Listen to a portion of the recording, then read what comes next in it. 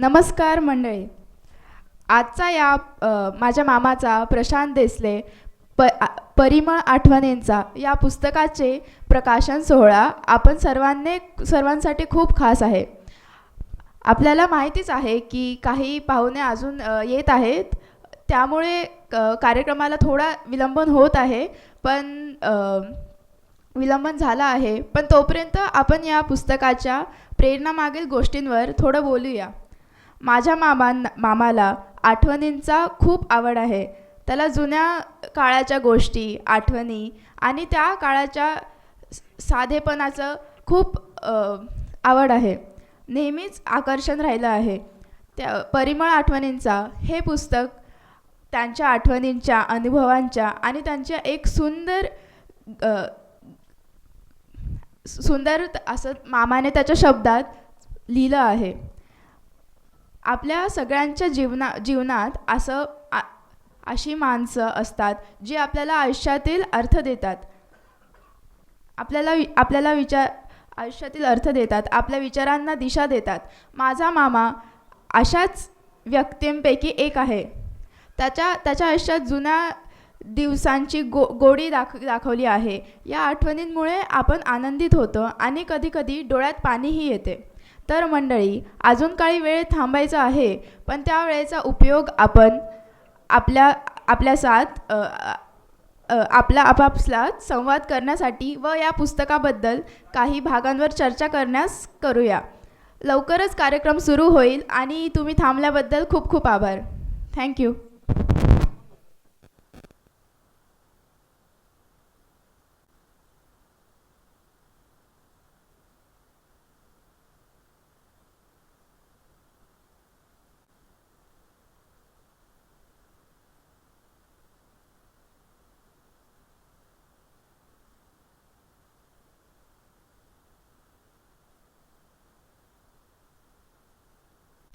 परिमळ आठवणींचा या ग्रंथालय प्रकाशनातर्फे प्रकाशित आणि श्री प्रशांत देसले लिखित पुस्तकाच्या प्रकाशन सोहळ्याप्रसंगी मी जितेंद्र तरटे आपलं मनपूर्वक स्वागत करतो. आजच्या सोहळ्याचे प्रमुख मान्यवर आणि माननीय अध्यक्षांना मी विनंती करतो की त्यांनी कृपया व्यासपीठावरती विराजमान व्हावं. माननीय श्री धोंडगे सर, आदरणीय भगरे शास्त्री गुरुजी, श्री महाजन सर, श्री डगे सर,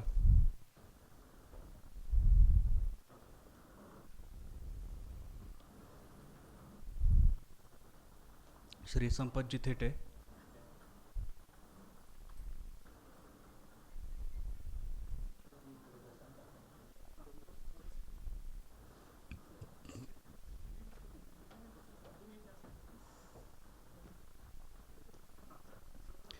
अज्ञानरूपी अंधकाराचा नाश करून ज्ञानरूपी प्रकाशाची उजळण करणाऱ्या दीपज्योतीचं प्रज्वलन आपण या सोहळ्याच्या सुरुवातीला करणार आहोत. तत्पूर्वी जे मान्यवर या व्यासपीठावरती विराजमान झाले आहेत त्यांचं सर्वांचं आपण टाळ्यांच्या गजरात स्वागत करूयात. प्रशांतचं हे पहिलं जे पुस्तक आहे, या पुस्तकासाठी आपले आशीर्वाद हे सर्व मान्यवर इथं घेऊन आले आहेत, आपल्या सदिच्छा शुभेच्छा घेऊन आले आहेत. या सर्वांचं आणि या सभागृहात देसले, राणे, जाधव या परिवाराच्या विनंतीला मान देऊन इथे जे उपस्थित सर्व मान्यवर आहेत त्या सर्वांचे मी या सर्व परिवाराच्या वतीने स्वागत करतो. मान्यवरांना विनंती आहे, आपण या कार्यक्रमाची सुरुवात दीप प्रज्वलनाने करूया. अज्ञानरूपी अंधकाराचा नाश करून ज्ञानरूपी प्रकाशाचे उजळण करणारी जी दीपज्योती आहे तिचं प्रज्वलन आपण या सोहळ्याच्या आरंभी करीत आहोत.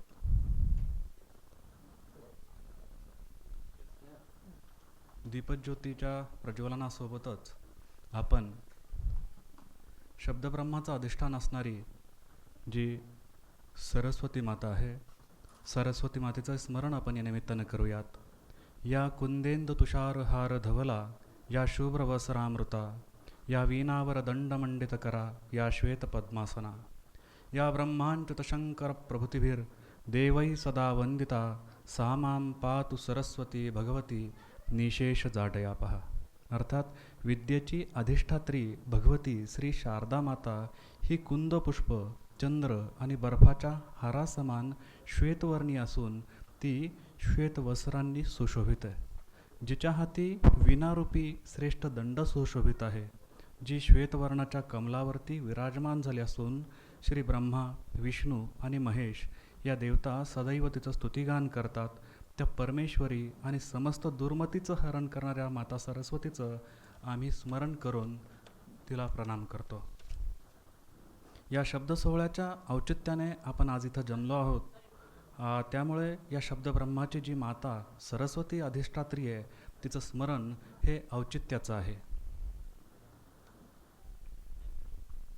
सर्व मान्यवरांना विनंती करतो त्यांनी आपल्या आसनावर ते विराजमान व्हावं.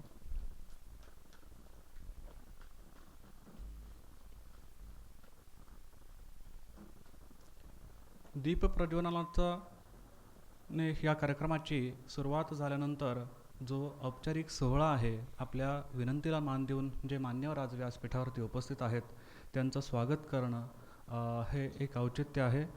त्यानिमित्ताने आजच्या कार्यक्रमाचे अध्यक्ष माननीय प्राचार्य डॉक्टर श्री दिलीपजी धोंडगे सर यांचा सत्कार परिमळ आठवणींचा या पुस्तकाचे लेखक श्री प्रशांत देसले करतील अशी मी त्यांना विनंती करतो.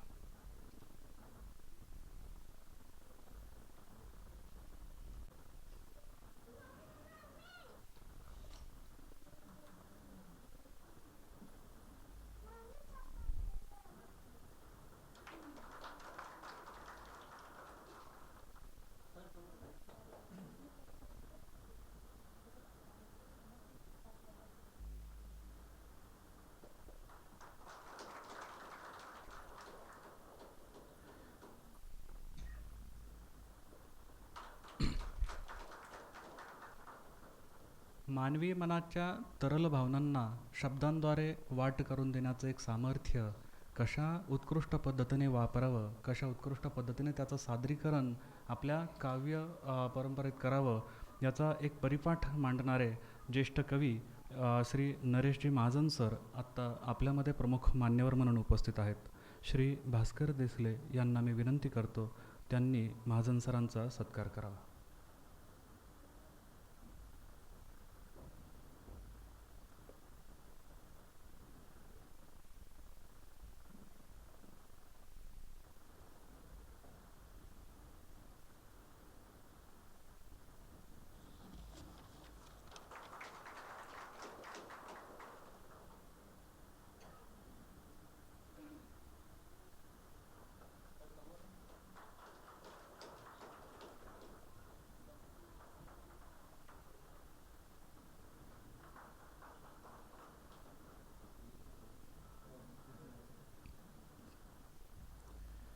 दीर्घकाळ पत्रकारितेच्या माध्यमातून योगदान देत समाजाच्या सर्व आयामांचा रात्रंदिन विचार करणारे आमचे सहकारी श्री संपतजी थेटे, महाराष्ट्र टाइम्सचे वृत्तसंपादक, त्यांचा सत्कार श्री श्रीकृष्ण राणे करतील.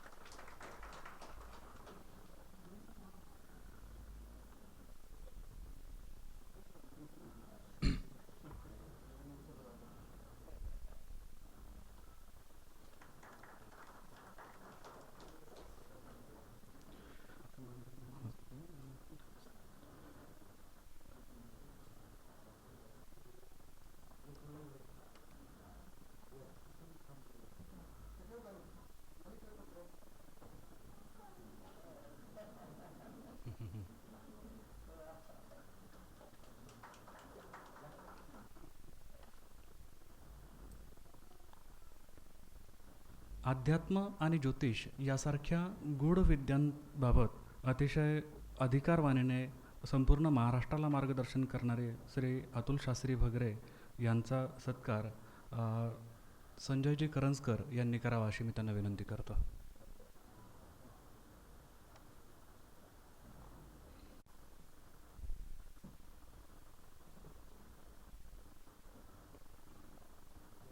भगरे गुरुजींसाठी जोरदार टाळ्या होऊ द्यात.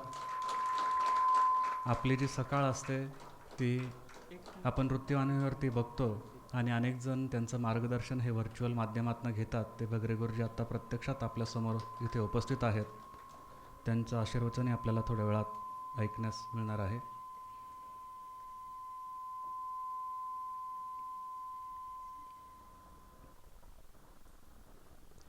विद्यार्थी दशेपासून तर पत्रकारितेपर्यंत आणि पत्रकारितेपासून तर जनसंपर्काच्या व्यापक क्षेत्रापर्यंत, बेलगंगेच्या साखर कारखान्यापासून तर मुंबईसारख्या महानगरापर्यंत आपला विद्यार्थी पाठवण्याचं सामर्थ्य ज्या शिक्षकांमध्ये असतं, अशा शिक्षकांचे प्रतिनिधी माननीय श्री ढगे सर हे आज इथे उपस्थित आहेत. विशेष म्हणजे हे प्रशांतच्या शाळेचे मुख्याध्यापक आहेत. तर मी ढगे सरांना विनंती करतो त्यांचा सत्कार प्रशांत देसले यांनी करावा. मान्य श्री GN ढगे सर.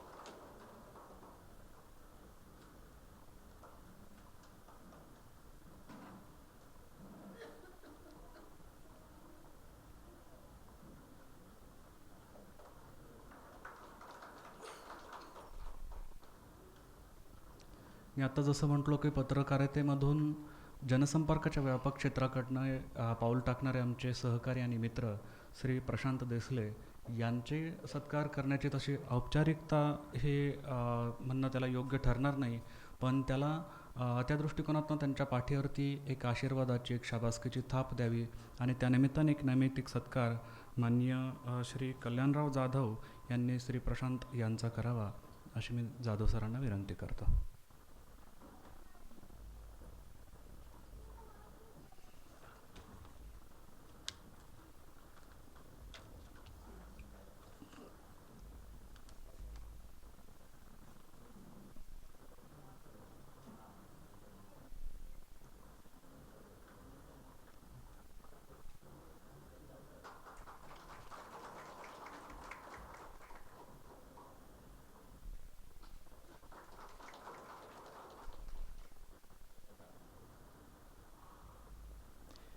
दीपप्रज्वलन आणि मान्यवरांचं स्वागत हा एक सुरुवातीचा आरंभीचा जो औपचारिक सोहळा आहे. त्याच्यानंतर आपण ज्या मुख्य कार्यक्रमाकडे वळणार आहोत.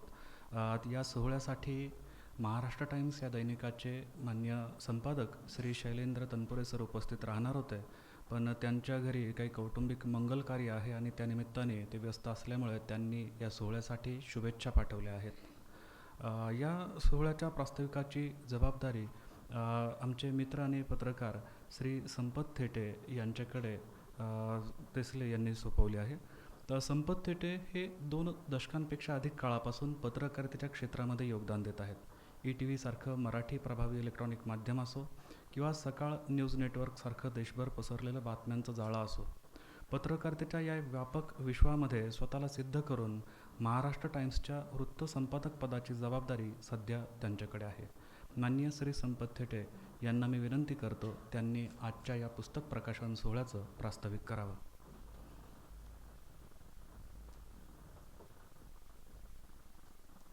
जितेंद्र, खूपच सुंदर असं सूत्रसंचालन तू करतोय, मला याचा विशेष आनंद होतोय. व्यासपीठावरील उपस्थित ख्यातनाम समीक्षक, संत साहित्याचे गाडे अभ्यासक, नाशिक भूषण आमचे मार्गदर्शक डॉक्टर दिलीप दोंडगे सर, ज्येष्ठ कवी साहित्यिक नरेश महाजनजी, मुख्याध्यापक GN ढगे सर आणि भगरे गुरुजी, या सर्वांच्या उपस्थितीत मला इथे व्यासपीठावर शेअर करण्याची संधी मिळाली, त्याबद्दल मी देसले कुटुंबियांचे विशेष आभार मानतो. मला या कार्यक्रमासाठी निमंत्रित करण्यात आलं त्याबद्दलही मी प्रशांत आणि मोहिनी देसले यांचे आभार मानतो. खरं तर एक पत्रकार म्हणून, एक मित्र म्हणून, एक सिनियर म्हणून या ठिकाणी मी या कार्यक्रमाला उपस्थित राहिलो आहे. मगाशी जितेंद्रने उल्लेख केला तसा की या ठिकाणी तनपुरे सर येणार होते, परंतु त्यांच्याकडे लग्न कार्य आहे आणि त्यामुळे मग त्यांनी मला आदेश दिला की तुम्ही त्या कार्यक्रमाला जा आणि तिथे उपस्थित राहा. आणि त्यासाठी मी इथं उपस्थित राहिलो. खरं तर पुस्तकाविषयी मला असं वाटतं की धोंडगे सर आणि बाकीचे मान्यवर खूप चांगलं सांगू शकतील, कारण हे पुस्तक जे आहे ते मठात काही लेख प्रसिद्ध झालेले आहेत महाराष्ट्र टाइम्समध्ये रविवारच्या दिवशी, आणि त्या लेखांचं ते पुस्तक बनवलेलं आहे. त्यामुळे मला असं वाटतं की ते लेख चांगले असल्यामुळे पुस्तकही चांगलंच झालं असेल असं मी मानतो, कारण मी मठा परिवाराचा सदस्य आहे म्हणून. पण त्याची समीक्षा धोंडगे सर आणि इतर मान्यवर खूप चांगल्या पद्धतीने करू शकतील असं मला वाटतं. दुसरं असं की मला या पुस्तकापेक्षा म्हणजे पुस्तकातले बरेचसे लेख माझ्या हाताखालून गेलेले आहेत, काही हेडिंग्स दिलेले आहेत मी, आणि पुस्तकाची जर निर्मितीची प्रक्रिया जर आपण लक्षात घेतली तर प्रशांतने इच्छा व्यक्त केली की अशा पद्धतीचा कॉलम मला लिहायचा आहे आणि थोडं ललित अंगाने मी लिहू शकतो. तर सुरुवातीला थोडी तनपुरे सरांच्या आणि आमच्या मनात धाकधूक होती, परंतु प्रशांतला मातीचा गंध असल्याने आणि त्याची नाळ गावाशी घट्ट असल्याने त्याने पहिला जो लेख लिहिला तो अतिशय उत्तम होता, आणि तो लेख बघून सरांनी वाचला, आम्ही सगळ्यांनी वाचला. इथे बरेचसे मठाचे सदस्य उपस्थित आहेत. त्यात प्रशांत बर्विलकर होता तेव्हा, जितेंद्र तरटे होता, प्रवीण बिडवे आहेत, विजय महाले आहेत, अशोक सूर्यवंशी आहेत. त्यानंतर इतरही पत्रकारिता, खरं तर पत्रकाराच्या कार्यक्रमाला एवढे पत्रकार येणं हीच खूप मोठी गोष्ट आहे, आणि एवढे पत्रकार पाहून मला खूप आनंद झाला की नाहीतर आम्ही असं म्हणतात की पत्रकाराच्या अशा टांगा ओढण्याचं काम करतात वगैरे, ते सगळं प्रशांतने इथं खोटं ठरवलं आहे. आणि इवन आमच्या ऑफिसमधली आर्टिस्ट मंडळी आहेत, उपेंद्र मोरे आहेत, संदीप आवाटे आहेत, त्यानंतर आमचे सहकारी आहेत गोपाल पालीवाल, हे सगळे इथं आवर्जून उपस्थित राहिले.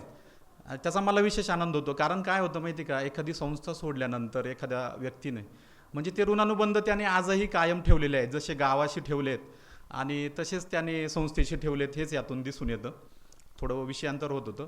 तर तो त्याचा पहिला लेख पाहिल्यानंतर वाचल्यानंतर त्याला जे पहिलं नाव दिलं हिंदोळा, अर्थात आता हिंदोळा म्हणजे काय, तर हिंदोळा म्हणजे झुला, झोका, आठवणींचा पेटारा, अशा अर्थाने आपण तो शब्द घेऊ शकतो. तर तनपुरे सरांनी त्याला त्या कॉलमला नाव दिलं की हिंदोळा म्हणून त्याला नाव देऊयात आपण. आणि मग प्रशांत लिहिता झाला, आणि मला त्या दिवशी कळलं की प्रशांत चांगले स्केचेस काढतो, प्रशांत खूप चांगले मिमिक्री करतो, त्याला अनेक हिरोंचे आवाज काढता येतात, असं सगळं ते व्यक्तिमत्वाचा परिचय झाला. आज कसं असतं, कामाच्या गडबडीत आपण सहकाऱ्यांसोबत काम करत असतो, पण त्याचे हिडन टॅलेंट आपल्या लक्षात येत नाही, पण अशा स्थितीत असला की माणूस आपोआप बोलून जातो. तसं घडलं. तर सांगायचं एवढंच होतं की गमतीचा भाग जाऊ द्या, पण प्रशांत थोडासा हळव्या मनाचा, संवेदनशील असणारा, कधी रडणारा, कधी पडणारा, कधी धडपडणारा, असा प्रशांत आम्हाला मागच्या 10-12 वर्षात अनुभवायला मिळाला. मी तर जवळजवळ 14-15 वर्षापासून प्रशांत ओळखतो. तर अशा प्रशांतच्या पुस्तकाचं प्रकाशन आज होतंय, त्याला मला स्वतःला विशेष आनंद होतोय. खरं तर खंतही वाटते, खंत याची की प्रशांतचं पुस्तक झालं, आम्ही बऱ्याच वर्षापासून लिहितो, पण आम्हाला अजूनपर्यंत ते पुस्तक करता आलं नाही, आणि प्रशांतने ते करून दाखवलं. कदाचित आता सरकारी नोकरीत असल्यामुळे आणि त्याचं डबल इंजिन सरकार असल्यामुळे त्याला ते शक्य आहे, पण ते आम्हाला मात्र थोडंसं खर्चिक आणि तसं वेळ, कारण बातमी मागं धावणारी माणसं आम्ही 5W आणि 1H मध्ये खेळतो. त्याच्या पुढे जाऊन लिहायचं म्हटलं तर काय होतं की चालू घडामोडींवरचं भाष्य वगैरे किंवा संपादकीय किंवा जे कॉलम्स असतील ते लिहिता येतं, पण ललित लेखनाकडे किंवा थोड्या वेगळ्या विषयाकडे लिहायला तसा वेळ मिळत नाही. रात्री उशिरापर्यंतच्या ड्युट्या असतात आणि सकाळी लवकर सुरुवात होते, त्यामुळे तसा वेळ मिळत नाही. प्रशांतला तो वेळ मिळाला आणि प्रशांतने पुस्तक करून दाखवलं. मला असं वाटतं की त्याबद्दल धोंडगे सर अधिक चांगल्या पद्धतीने बोलू शकतील. आता मी शेवटाकडे येतो. बाकी आता राहिला विषय गावाचा, तर प्रशांतला गावाचा टच होता, त्याची नाळ गावाशी जुळलेली आहे, म्हणून तो एक चांगलं सृजन निर्मिती करू शकला. आणि माझं असं निरीक्षण आहे की म्हणजे 20 वर्षापूर्वी पुणे ज्या अवस्थेत होतं, म्हणजे मी पुणे, दिल्ली, मुंबई अशी बरीच शहरं फिरलो आहे, पण 20 वर्षापूर्वी पुणे ज्या अवस्थेत होतं त्या अवस्थेमध्ये आज नाशिक दिसतंय. तर पुणे शहर मोठं होताना पुणे जसं मोठं झालं त्यातल्या बऱ्याचशा गोष्टी गळून पडल्या, तसं नाशिक बाबत असं होणार नाही असं मला वाटतं. कारण आपल्यासारखे लोक जर या ठिकाणी असले आणि ज्यांची गावाशी नाळ जुडलेली आहे, कारण मला स्वतःला असं वाटतं की माणूस जेव्हा गावात असतो किंवा गावाच्या कनेक्टमध्ये असतो तेव्हा तो माणसांमध्ये असतो, तो सामाजिक दर्जा त्याचा व्यवस्थित असतो, आणि या सगळ्या गोष्टींमध्ये माणूस गुंतलेला असल्यामुळे तो एक परिपक्व माणूस असतो असं माझं मत आहे. म्हणजे कदाचित शहरातल्या प्रत्येकाचं मत वेगळं असू शकेल, तर गाव पण आपण जपलं पाहिजे. नाशिकचं जर गाव पण जर जपलं आपण, म्हणजे शहर वाढणारच आहे, पण शहर वाढताना जर गाव पण जपलं तर इथली संस्कृती, इथले संस्कार, इथल्या परंपरा चांगल्या पद्धतीने टिकून राहतील.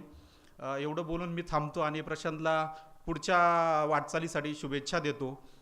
मला असं वाटतं की प्रशांतचं मी खूपच कौतुक केलं आहे, पण तू इतकंही नाही व्हायला की त्याला असं वाटेल की मी उगाच मोठा काहीतरी लेखक झालो. अर्थात त्याच्यासाठीही त्याला शुभेच्छा. धन्यवाद.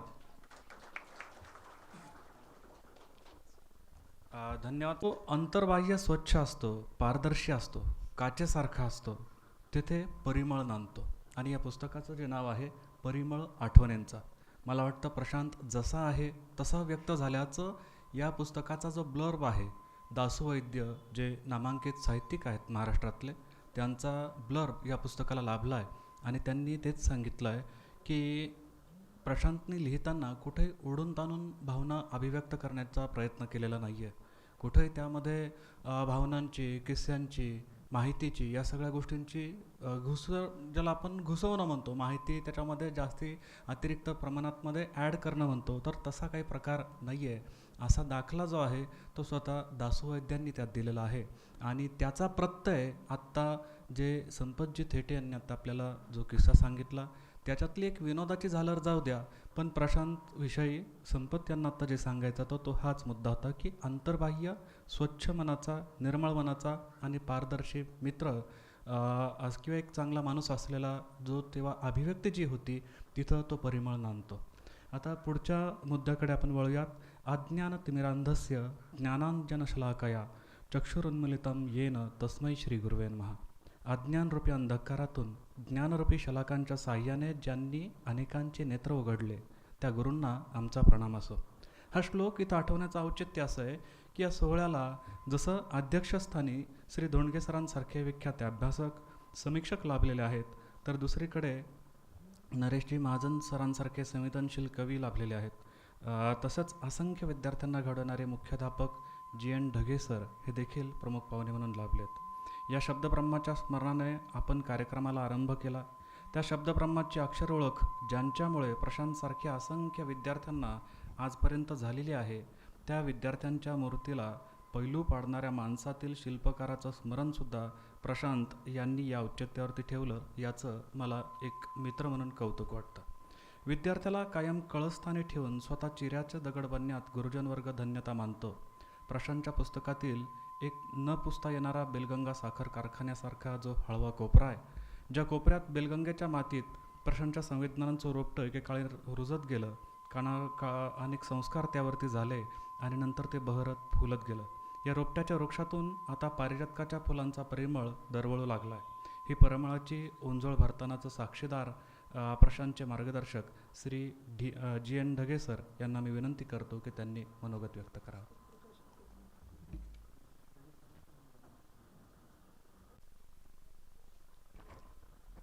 प्रशांत देसले लिखित परिमळ आठवणींचा या ललित लेख संग्रहाचं प्रकाशन आज होतं आहे. या कार्यक्रमाचे सन्माननीय अध्यक्ष डॉक्टर दिलीपजी धोंडगे सरांच्या लक्षात आलं नसेल, पण कदाचित बोलल्यानंतर लक्षात येईल. चाळीसगावला 2 वर्षापूर्वी महाराष्ट्र साहित्य परिषदेच्या संत साहित्य संमेलनाचं अध्यक्षपद आपल्याकडे असताना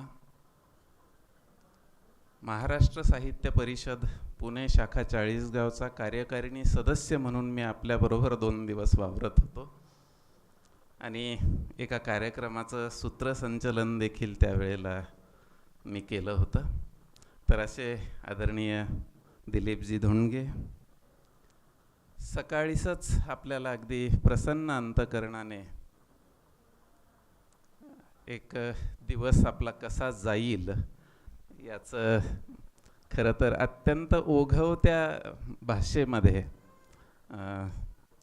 ज्याला आपण भविष्य म्हणूया, अध्यात्मासोबत भविष्याची सांगड घालून अतिशय रसाळ आणि सुंदर पद्धतीने मांडणी करणारे आदरणीय बगरे गुरुजी, त्याचबरोबर आदरणीय कविवर्य महाजन नरेशजी महाजन, महाराष्ट्र टाइम्सचे वृत्तसंपादक, ज्यांनी आत्ताच आमच्या प्रशांतची ओळख करून दिली, ते संपतजी थेटे, व्यासपीठावर असलेले लेखक, आमचा प्रशांत. खरं तर म्हणायला नको, पण एकेरी बोलल्यावरच बरोबर बोलतोय असं वाटतं. म्हणजे तिची एक सवय पडली आता, कारण आता म्हटलं तरी ते एखाद्या वेळेला कदाचित काय म्हणूया, थोडं काय अहो का होची भाषा येईल, पण बोलण्याच्या ओघात परत एकेरीवर येईल. त्यापेक्षा सुरुवातीपासूनच एकेरीवर बोललेलं मला वाटतं योग्य राहील. सर्व या ठिकाणी उपस्थित असलेले देसले परिवारातील सदस्य, राणे परिवारातील सदस्य, माधुरी असेल, नरेंद्र असेल, मला वाटतं मोहिनी असेल, हे सगळेच या ठिकाणी उपस्थित आहे. आणि मला वाटतं मित्रपरिवार आला आहे, आमचा रणजित आला आहे, त्यानंतर संदीप आलेला आहे, सगळेच या ठिकाणी उपस्थित आहेत. मला खरं तर मी 24 तारखेला नाशिकला आमच्या एका विद्यार्थ्याच्या हॉस्पिटलच्या उद्घाटनाच्या निमित्ताने आलो होतो आणि पहिला फोन प्रशांतला केला. म्हटलं मी आत्ता चाळीसगाववरनं नाशिक रोड रेल्वे स्टेशनला उतरलो आहे आणि मला या ठिकाणी कार्यक्रमाला जायचं आहे आणि मला साधारण असं वाटलं होतं की तोही त्या ठिकाणी असेल, भेट होईल, हा उद्देश होता. त्याने सांगितलं पहिल्यांदा घरी या, तिथं जवळच आहे हॉस्पिटल, त्यामुळे मी नंतर सोडून देईल. त्यावेळेला बाकीचं बोलणं झालं की मी काल तुम्हाला खूप वेळा फोन केला पण फोन लागला नाही, म्हणजे एंगेज येत होता. तर असं कार्यक्रम आहे आणि तुम्ही आज आले, पण मग शनिवारी परत कार्यक्रम आहे. म्हटलं किती वेळा बोलवलं तरी परत येईल, चिंता करू नको. खरं तर मला दुसऱ्या दिवशी लगेच पुण्याला जायचं होतं, म्हणून मी आता पुण्यावरनं सकाळी 6 वाजेला एका बसमधून म्हणजे छानच म्हणायला लागेल असा प्रवास माझा संपन्न झाला आणि 11 वाजेला या ठिकाणी पोहोचलो. साहित्य हा प्रांत माझ्यासाठी नवीन आहे, कारण कुठल्याही प्रकारचं लेखन न केलेला माणूस मी, तेव्हा यावर फार काही बोलावं किंवा बोलू शकेल अशी माझी परिस्थिती नाही. पण निदान प्रशांतबद्दल नक्कीच काहीतरी बोलू शकतो, म्हणून त्या अनुषंगाने मी बोलायला खरं तर होकार दिला. 1996 ते 1998, 8वी, 9वी आणि 10वी 3 वर्ष मी समजा गणित किंवा विज्ञान, खरं तर या 2 एरवी वृक्ष वाटणाऱ्या विषयांचा मी शिक्षक असल्यामुळे खरं तर विद्यार्थ्यांमध्ये तसा प्रिय असण्याचं काही कारण नाही, कारण हे दोनही विषय म्हटलं तर म्हणजे वृक्ष म्हटलं तर मग ज्याला समजेल त्याला आनंद देणारे असे असतात. पण तरीही मला वाटतं प्रशांतने तेव्हापासून त्याचा सगळाच प्रवास, खरं तर त्याचा प्रवास मला तरी थक्क करणारा आहे. एका साखर कारखाना साईटवर चटई चाळीपासून सुरुवात झालेला प्रवास, बृहन्मुंबई महानगरपालिकेच्या सहाय्यक जनसंपर्क अधिकारी पदापर्यंतचा झालेला हा प्रवास, मधले टप्पे अनेक आलेत. कालांतराने साखर कारखाना बंद पडला. साखर कारखाना बंद पडत असताना कुटुंबाची अवस्था काय झाली, आम्ही तिथं प्रत्यक्ष अध्यापन करत असताना हे सगळं बघत होतो. तिथून परत कळवाडीला आता नेमकं काय करायचं म्हणून फोटोग्राफी, किराणा दुकान, असं सगळं करत करत 2 पैसे मिळाल्याच्या नंतर मग जर्नलिझमचा कोर्स करणं असेल आणि मग नंतर या सगळ्या वृत्तपत्रांमधनं तुम्हाला आता सगळ्यांना कल्पना आहे की दिव्य मराठी असेल किंवा सकाळ असेल, देशदूत असेल आणि नंतर शेवटी महाराष्ट्र टाइम्स आणि तिथून नंतर मग बृहन्मुंबई महानगरपालिकेमध्ये त्याची सर्व्हिस असेल. हा सगळा प्रवास खरंच विलक्षण वाटणारा किंवा एखाद्या कथा कादंबरीमधला अगदी काल्पनिक वाटणारा असा हा सगळा प्रवास. पण हे सगळं करत असताना त्याने त्याचं बालपण मात्र आजही जपलं आहे. आणि खरं म्हणजे मी आधीही बोललो, साहित्यातलं मला काही कळत नसलं तरी काहीही लिहिलं तर सगळ्यात आधी मला वाटतं ते माझ्यापर्यंत येतं. आणि आता मी वाचल्यानंतर मी आधीच सांगतो की समीक्षक नसल्याने मी खूप छान झालंय प्रशांत एवढंच बोलू शकतो किंवा एवढीच प्रतिक्रिया त्यावर देतो, पण तरीही अतिशय चांगल्या रीतीनं त्या ठिकाणी त्याने हे सगळं केलं आणि हे करत असताना या प्रकाशन सोहळ्याला माझ्यासारख्याला बोलवलं. मला डॉक्टर APJ अब्दुल कलामांची त्यामुळे आठवण येते. डॉक्टर APJ अब्दुल कलामांनी ज्या वेळेला राष्ट्रपती पदाची शपथ घेतली, राष्ट्रपती म्हणून त्या ठिकाणी ते रुजू झाले, त्यावेळेला एका मुलाखतीमध्ये पत्रकारांनी त्यांना विचारलं की देशाच्या अत्युच्च पदावर तुम्ही आता विराजमान झाला आहात, या वेळेला तुमच्या मनामध्ये काय भावना आहेत. त्यावेळेला अब्दुल कलामांनी दिलेलं उत्तर फार सुंदर आहे. ते असं म्हणाले होते की या क्षणी मला माझ्या बालपणीचे दिवस आठवतात. पहिल्यांदा शाळेत गेल्यानंतर माझा हात धरून ज्यांनी मला लिहायला शिकवलं त्या शाळेचे आणि शिक्षकांची आज मला आठवण होते. मला वाटतं अगदी तशाच पद्धतीनं म्हणजे याच्यातनं बोध घेण्याचं कारण याचा बोध घेण्याचं मला वाटतं एकच की कुठेही पोहोचलो आपण तरी आपलं मूळ विसरता कामा नये. आणि 2, मला वाटतं ज्यांच्यापासून आपण आपल्या जीवनाचा प्रवास सुरू झाला त्यांच्या प्रती असलेली कृतज्ञता लक्षात ठेवणं, ह्या 2 गोष्टी या दृष्टीने फार महत्त्वाच्या वाटतात. आणि प्रशांत आयुष्यभर ते जपत आला आहे.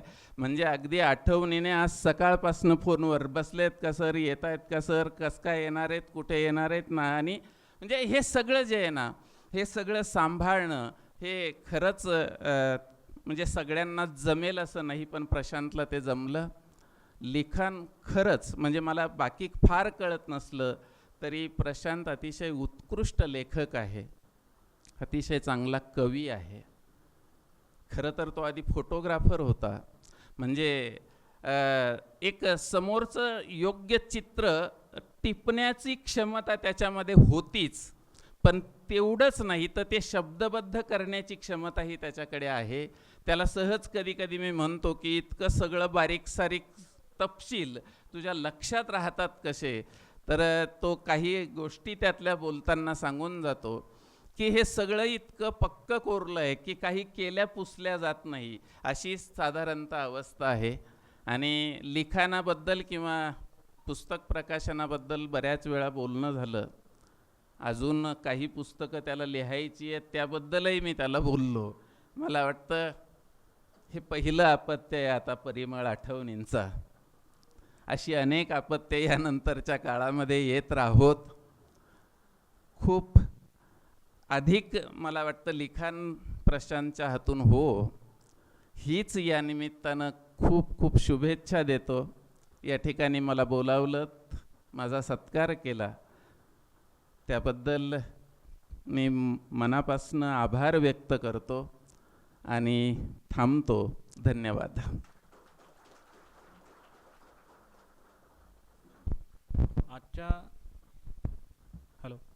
आजच्या कार्यक्रमाचा जो विषय आहे तो थोडा नॉस्टॅल्जिक आहे, त्यामुळे आपलं मन हे भूतकाळात जायला एक निमित्त होतं. हा नॉस्टॅल्जिया आहे त्यानिमित्त एक बालभारतीच्या पुस्तकातल्या कवितेचं एक छोटंसं कडवं मला आठवलं. ज्यांची बाग फुलून आली त्यांनी 2 फुले द्यावीत, ज्यांची बाग फुलून आली त्यांनी 2 फुले द्यावीत, ज्यांचे सूर जुळून आले त्यांनी 2 गाणी द्यावीत. कवी दत्ता हलसगीकर यांच्या कवितेच्या या ओळी आहेत. या पद्धतीने ज्यांचे सूर जुळून आले त्यांनी 2 गाणी द्यावीत. ही गाणी जी कसली आहे ती शब्दांचीच आहे आणि हे शब्द आज इथं आपल्यासमोर विमोचित होणार आहेत. या निमित्ताने ज्या क्षणांची आपण आतुरतेने वाट बघत आहोत त्या पुस्तक प्रकाशनाच्या औपचारिक सोहळ्याकडे आपण निघालो. हे प्रकाशन साचेबद्ध होण्याच्या ऐवजी अनोख्या संकल्पनेच्या आधारे व्हावं अशी आमच्या वहिनींची, सौ देसले वहिनींची इच्छा होती आणि त्यानिमित्ताने सर्वांच्या आयडिया एकत्रित येऊन एका अनोख्या पद्धतीने हा विमोचन सोहळा आता इथं होणार आहे. पूर्वी कामासाठी घरापासून दूर जाणारा करता माणूस असेल, त्याच्या हाती गृहलक्ष्मी जी आहे ती शिदोरीत एक गाठोड्यातनं द्यायची, गाठोडं ठेवायची. किंवा घरातला मुलगा जरासा जाणता झाला, तो शिक्षण नोकरीच्या निमित्तानं गाव सोडून घर सोडून जरा दूरवर जायला निघाला की आई त्याच्या हातामध्ये एक शिदोरींचं गाठोडं ठेवायचे. किंवा मुलगी ज्यावेळेस माहेर सोडून सासरी नांदण्यासाठी जायची त्यावेळेस त्या मुलीची आई कातर हृदयाने शेदोरीचं गाठोडं तिच्या हाती द्यायची आणि लाडकी लेक दुसऱ्याच्या घरची गृहलक्ष्मी होऊन जाताना अंगावरती किती सोनं नाणं लिहून गेली, किती भरजरी वस्त्र ती परिधान करून गेली, तरी तिच्या आईबापानं दिलेलं जे विवाहातलं सोबतचं शेदोरीचं गाठोडं आहे ते तिला आत्मीयतेचं जवळचं वाटत असतं. असंच गाठोडं प्रशांतने इथपर्यंत बेलगंगेवरनं इथं सोबत आणलं आहे. 9 महिने 9 दिवस माता जशी नाजूकसा गर्भाचा कोंब उरात जपते ना, तसाच बापाच्या आजवरच्या आठवणींचा कोंब श्री प्रशांत आणि सौ मोहिनी राणे यांची लाडकी कन्या गुणी कन्या कुमारी तुळजा हिने ओंजळीतल्या गाठोड्यात जपला आहे.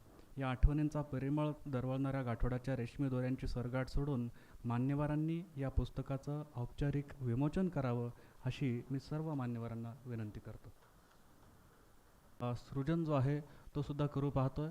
थोड्याच वेळात विमोचित होणारं जे काही पुस्तक आहे आणि त्याचं जे मुखपृष्ठ आहे ते मुखपृष्ठ सृजनने अतिशय सुंदर पद्धतीने त्याच्या कॅनव्हासवरती उतरवलेलं आहे. यानंतर सृजन तयार असेल, पुस्तकाचं विमोचन होतं आहे. सर्वांनी टाळ्यांच्या गजरात उत्स्फूर्त प्रतिसाद द्यावा. एक अतिशय आनंद सोहळ्याचा सण हा देसले परिवार, राणे आणि जाधव परिवारासाठी आहे.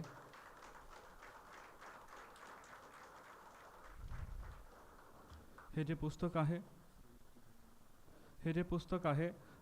ते त्याचा जो मूळ मुखपृष्ठ आहे तो मुखपृष्ठ सृजनने त्याच्या कलेच्या माध्यमातून अतिशय सुंदर पद्धतीने कॅनव्हासवरती चितारला आहे. ही भेट या कार्यक्रमाचे मान्य अध्यक्ष श्री धोंडगे सर यांना तो देऊ इच्छितोय. मी सृजनला विनंती करतो की त्याने श्री धोंडगे सरांना ही भेट द्यावी. आज प्रकाशित झालेल्या पुस्तकाचं हे सुंदरसं मुखपृष्ठ आहे.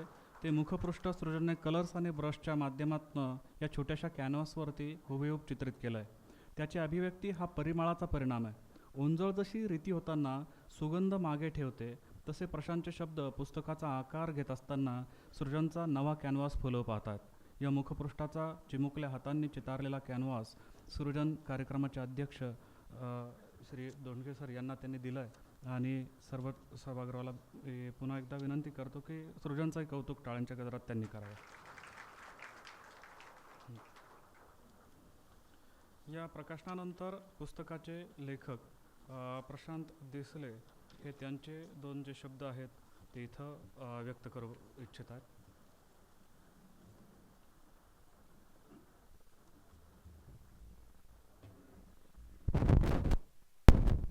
हॅलो.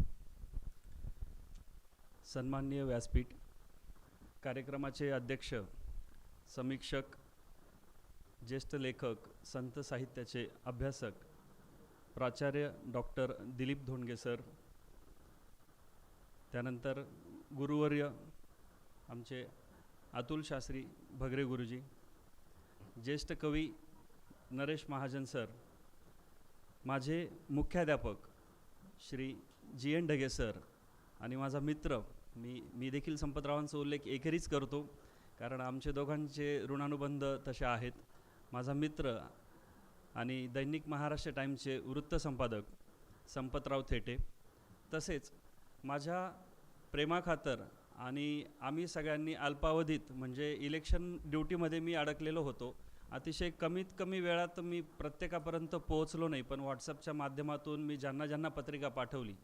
अगदी म्हणजे मला आत्ता डीके दिसत आहेत. डीकेंशी माझं थेट बोलणं झालंच नव्हतं, पण तरी डीके दिसत आहेत आणि सगळी मंडळी दिसते. त्या सर्वांचं इथे मी स्वागत करतो. माझ्या पहिल्या पुस्तकाच्या प्रकाशन समारंभाला आपण सगळे इथे आलात. मला खूप खूप आनंद झाला आहे. मुळात मला इथपर्यंतचा प्रवास कसा मांडू, आता हे इतकं दडपण आलं आहे माझ्यावर. पहिली गोष्ट, पुस्तक मी लिहिणार का हे मला बेलगंगेत राहताना माहिती नव्हतं. कधी मी म्हणजे ग्रॅज्युएशन होईपर्यंत कधीही एक सिंगल पुस्तक विकत घेऊन न वाचलेला मुलगा आहे मी.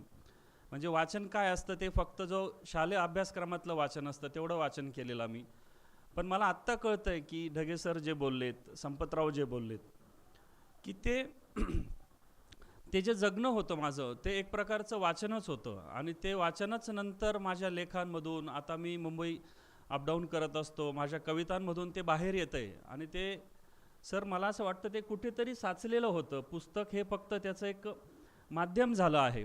आणि त्या माझ्या साचलेपणाला जर खऱ्या अर्थी कोणी संधी दिली असेल लिहायची तर ती महाराष्ट्र टाइम्सने. महाराष्ट्र टाइम्समध्ये मी खुललो, म्हणजे जसं संपतरावांनी माझं एक उदाहरण दिलं त्या अर्थी मी खरा काय लिहायचं असतं, कसं लिहायचं असतं आणि नेमकं कधी लिहायचं असतं हे मला मटाने शिकवलं. महाराष्ट्र टाइम्समध्ये मला माझ्या सगळ्या मित्रांमध्ये म्हणजे विजय महाले असतील, प्रशांत भरविरकर असतील, अशोक सूर्यवंशी असतील, या सर्वांमध्ये प्रवीण बिडवे असतील, या सर्वांमध्ये राहत असताना मला असं जाणवलं की आपण काहीतरी सतत लिहिलं तरच आपली ओळख टिकून राहील. आणि त्या लिहिण्यातून माझ्याकडून जे जे लिखाण होत गेलं ते लिखाण मी साचवून ठेवलं आणि त्या सर्व लिखाणाचाच परिपाक म्हणून आज मी तुमच्यासमोर हे माझं पहिलं पुस्तक आणतोय. हे पुस्तक तुमच्या हाती देताना आणि आत्ता ही काही जी शब्दसुमनं माझ्यावर आली आहेत ह्याच्याने आणखी एक दडपण आलं आहे की कदाचित हा माझा पहिला प्रयत्न आहे. लेखन करत असताना कुठली काळजी घ्यायची असते, म्हणजे एखादा लेख दैनिकासाठी लिहिणं वेगळं, कारण तो 24 तासांसाठीचा असतो. दुसऱ्या दिवशी प्रत्येकाच्या घरात नवीन दैनिक येतं, त्याच्यामुळे कालचं दैनिक हे शिळं वृत्तपत्र होतं. पण जेव्हा आपण एखाद्या पुस्तकात तो लेख लिहितो तेव्हा तो पुढच्या अनेक वर्षांपर्यंत संग्रह असतो. प्रत्येकाच्या घरी तो या पिढीपासून पुढच्या पिढीपर्यंत जातं. त्याच्यामुळे ते लिहित असताना खूप मोठं दडपण असतं. ते माझ्या परीने मी पूर्ण करण्याचा प्रयत्न केला आहे. तरी देखील त्यात जर काही उणिवा असतील, काही चुका राहिल्या असतील तर मी सर्वप्रथम आपल्याला हा माझा पहिला प्रयत्न आहे म्हणून मी सांगतो की तो तुम्ही पदरी घ्यावा आणि माझं पुस्तक सर्वार्थाने स्वीकारावं. मुळातच जसं ढगे सर म्हटले किंवा संपतरावांनी सांगितलं की माझं बालपण, त्याच्यानंतर बालपणातच मला जो प्रसंग अनुभवावा लागला की आम्ही ज्या कारखान्यावर राहत होतो तो ऐन तारुण्यात मी आलो, म्हणजे जिथे वळण असतं आयुष्याचं की 10वी 12वी नंतर काय, तर तेव्हा आमच्या पुढे प्रश्न पडला होता की आपला कारखाना बंद पडला, आता पुढे काय. त्याच्यामुळे DED करणं BEd करणं त्यावेळी शक्य नव्हतं आणि इंजिनिअरिंग डिप्लोमा वगैरेपर्यंत जाण्या इतपत आमची त्यावेळेस पोहोच पण नव्हती आणि तो खर्च माझ्या परिवाराला, माझ्या आईवडिलांना पेलवणारा नव्हता. कदाचित मी गेलो असतो तर झालं असतं, वेगळं केलं असतं, पण मला माहिती होतं की माझ्यासोबत माझ्या कुटुंबाची खूप ओढाताण झाली असती आणि म्हणून मी त्यावेळेस परिस्थितीची म्हणतो आपण भविष्याची पावलं ओळखली आणि मी धुळ्यात एका स्टुडिओवर जाऊन कामाला लागलो. ते करत असतानाच मी फर्स्ट इयरचं म्हणजे आपण पदवीचं पहिलं वर्षाचं शिक्षण मी तिथे संपवलं. त्या फोटोग्राफरकडे पडेल ते काम मी केलं. त्याच्या शूटिंग कॅमेराचा लाईट पकडला, त्याच्या स्टुडिओमध्ये झाडू मारला, पण त्याने देखील मला ती सगळी कला शिकवली आणि मला वाटतं की मी तिथून ती जी चौकट ज्याला आपण फ्रेम म्हणतो ती फ्रेम कशी टिपायची हे मला कळलं. म्हणजे त्याच्या आधी मी जे सगळं अनुभवातून टिपलं होतं त्याला एक चौकट मला फोटोग्राफीने दिली आणि म्हणून मला अनेक जण म्हणतात की तू जो फोटो काढतो त्या फोटोत खूप काही असतं. कदाचित माझे अनुभव आणि मला मिळालेली दृष्टी त्या फोटोत असते. त्याच्यातून मग मी पुढे जो काही मला थोडाफार पैसा व्यवसायातून हाताशी येत गेला त्यातून मला पुढे वाटलं. म्हणजे माझं 2003ला BA झालं, 2007पर्यंत मी कुठलंही शिक्षण घेत नव्हतो. या 4-5 वर्षात मी जवळपास 250 ते 300 विवाह सोहळ्याचं शूटिंग केलं आणि नंतर मला एक दिवस असा एक प्रसंग घडला माझ्या आयुष्यात जो मी सगळ्यांसमोर आज सांगू इच्छितो. सर, जून महिना होता. माझा स्टुडिओ त्या दिवशी म्हणजे तेव्हा मी मालेगावात स्टुडिओ सुरू केला होता. मला ग्रामपंचायतीने गावठाणची जागा दिली होती. अजूनही तिथे माझा स्टुडिओ म्हणजे स्टुडिओला नाव आता स्टेशनरी झालं आहे. तिथे वडिलांनी स्टेशनरी सुरू केलं आहे. जून-जुलै महिना होता आणि खूप मुसळधार पाऊस कोसळत होता. माझं ऐन मार्केटमध्ये माझं दुकान आहे. पाऊस इतका सुरू झाला मुसळधार, तो 1.5-2 तास मुसळधार पाऊस होता. त्याच्यानंतर रिमझिम पाऊस सुरू झाला आणि माझ्या काउंटरवर मी जिथे बसायचो तिथून मला एक किराणा दुकान दिसायचं, एक न्हाव्याचं दुकान दिसायचं आणि एक मेडिकल दिसायचं. त्या 3-4 तासात माझ्या दुकानात एकही ग्राहक आला नाही, कारण ते फक्त फोटो स्टुडिओ होता. भर पावसात कोणाला वाटेल की फोटो काढावा. पण मेडिकलवर किमान 4-5 गिऱ्हाईक येऊन गेलीत. किराणा दुकानावर नाही म्हटलं तरी पाऊस सुरू असला तरी संध्याकाळच्या स्वयंपाकासाठी लागणारे जिन्नस घेण्यासाठी अनेक लोक येऊन गेली आणि मी तेव्हा एक तुलना केली की आपलं काहीतरी चुकतंय. आपल्याला आवड आहे फोटोग्राफीची, मान्य आहे, पण कुठल्याही आपत्ती असेल किंवा कुठलाही प्रसंग असेल तेव्हा लोकांसाठी फोटोग्राफी ही तितकी जीवनावश्यक नाही आणि त्याच्यावर आपण आता आयुष्य काढू की नाही काढू हे आत्ता सांगता येत नाही. तिथे मी काळाची पावलं ओळखली आणि तो प्रवास थोडा थोडा करत थांबवत गेलो आणि त्यानंतर मी पत्रकारितेचं शिक्षण सुरू केलं. त्यावेळी माझा हेतू हा पत्रकार होणं हा नव्हता. आपल्याला फोटो काढता येतो, आपण एखाद्या दैनिकात छायाचित्रकार म्हणून का असं ना आपण जॉब करू शकतो.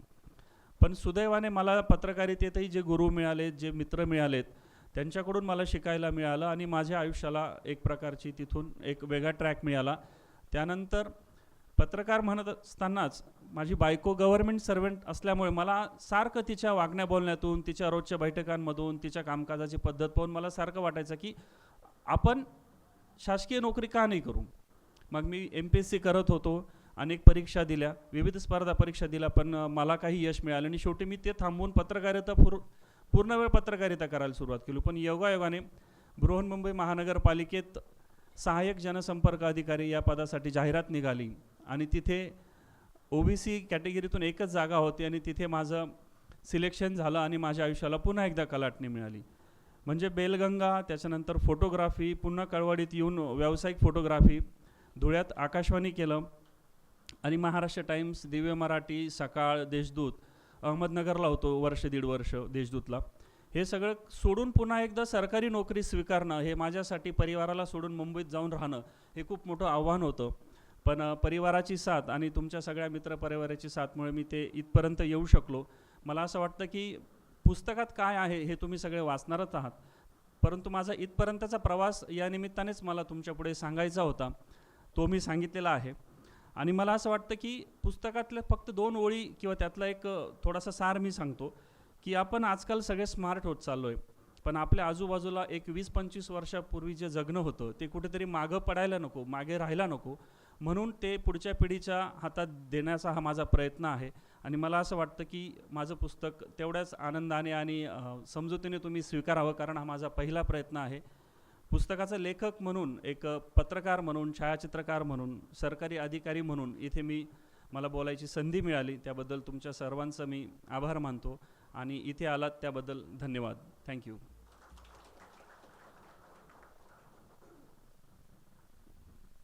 संपूर्ण मटा परिवारच प्रशांत देसले यांच्या लेखनाचा हा साक्षीदार आहे आणि त्यानिमित्तानं हे जे नाव त्यांनी निवडलेलं आहे परिमळ आठवणींचा, यातला जो परिमळ शब्द आहे हा संत ज्ञानेश्वर माऊलींच्या मुखातला शब्द आहे. स्वर्गीय लतादीदींच्या स्वरातलं अवचिता परिमाळू झुळकला आळूमाळू हा अभंग प्रत्येकाच्या कानावर कधी ना कधी कुठल्या ना कुठल्या निमित्ताने पडला असेल. प्रशांत आता पुस्तकावरती फारसं काही स्वतः त्या कलाकृतीवरती बोलला नाही, तो व्यक्त झाला नाही, कारण त्याला जे व्यक्त व्हायचं तो पुस्तकातनं झाला आहे. आज हे मूळ 200 रुपये किमतीतलं पुस्तक जे आहे ते बाहेर स्टॉलवरती आज 120 रुपये किमतीमध्ये स्वागत मूल्यामध्ये उपलब्ध आहे. ते सर्वांनी घ्यावं आणि देसले परिवाराच्या वतीने सर्वांना आग्रहाची विनंती की संपूर्ण कार्यक्रम पूर्ण होऊन अल्पोपहाराचा आस्वाद घेतल्याशिवाय कोणी जाऊ नये. तर आपण परिमळ या शब्दाविषयी बोलत होतो. परिमळाची उलगड जी आहे ते उकल ती अतिशय अधिकारवाणीने इथे धोंडगे सर थोड्या वेळाने करतीलच, पण त्या अगोदर लाडक्या कान्हुल्याला बघण्याची जी आस गोपिकेला लागलेली असते त्याचं एक वर्णन हे ज्ञानेश्वरांच्या ओवीमध्ये येतं आणि त्यानिमित्तानं त्यांनी परिमळ हा शब्द वापरलेला आहे. कान्हुला म्हणजे कृष्णासाठी कान्हुला हा शब्द वापरलेला आहे. तर या प्रसंगामध्ये गोपिका बाहेर डोकावते, तिचं मन घाबरत असतं की मी कान्हाला बघण्यासाठी कुठेतरी येते आणि मला कोणीतरी बघत नाही ना, माझ्यावर कोणाचा वॉच नाही आहे ना. तर त्या सगळ्या भीतीच्या मंद छायेमध्ये ती बघते आणि तिला कुठेतरी सुवास दरवळतो, सुगंध दरवळतो. तिच्या घ्राणेंद्रियांना हे सतत जाणवत असतं की कृष्ण माझ्या आसपास आहे, कुठेतरी आहे. आणि ही जी कान्होल्याच्या आठवणींची हुरूर आहे ही माऊलींनी परिमळ या दैवी शब्दामध्ये योजली आहे. रूपकाच्या माध्यमातून लोकभावनेला हात घालण्याचा हा संत मंडळींचा जो सिद्ध असतंय त्याची बरोबरी कोणी करू शकणार नाही. माऊलींच्या साहित्यामध्ये ठायी ठायी परिमळ शब्दाची योजना जशी आहे तशी जगद्गुरू संत तुकाराम महाराजांच्या साहित्यातही परिमळ अनेक ठिकाणी दरवळतो. तुकोबाराय एका ठिकाणी म्हणतात की परिमळ म्हणून चोळू नये फूल, खाऊ नये मूल आवडीने. लहान मूल आपल्याला गोड वाटतं, पण आपण कधी त्याला खातो का असा प्रश्न तुकाराम महाराज विचारतात. परिमळ म्हणून चोळू नये, सुगंध छान येतो म्हणून कोणी फूल हातावर घेऊन रगडतं का असा प्रश्न ते विचारतात. आणि अध्यात्मदृष्ट्या त्यातला जो मथित अर्थ आहे त्या दृष्टिकोनातनं ते श्रोत्याला अंतर्मुख करतात. भक्तीचं वर्म ते त्यातनं सांगू पाहतात, त्याच्यासाठी त्यांनी परिमळाचा अर्थ इथे योजला. तर माऊलींपासून किंवा समर्थांपर्यंत अनेक जे संत आजपर्यंत होऊन गेलेत महाराष्ट्राच्या मातीमध्ये, त्यांच्या जीवनचरित्रामध्ये अनेक दुःखाचे प्रसंग आले, काटे आले, पण ह्या काट्यांचा उल्लेख त्यांनी मागाहून येणाऱ्या वाटसरूंना कधी बोचू दिलेला नाही आहे. आपल्या आयुष्यातला आठवणींचा जो पट आहे, हे दुसऱ्याची ओंजळ सुगंधित करण्यासाठी हा परिमळ त्यांनी ठेवलेला आहे आणि संतांचा हा संस्कार परिमळ आठवणींमधनं डोकावतो.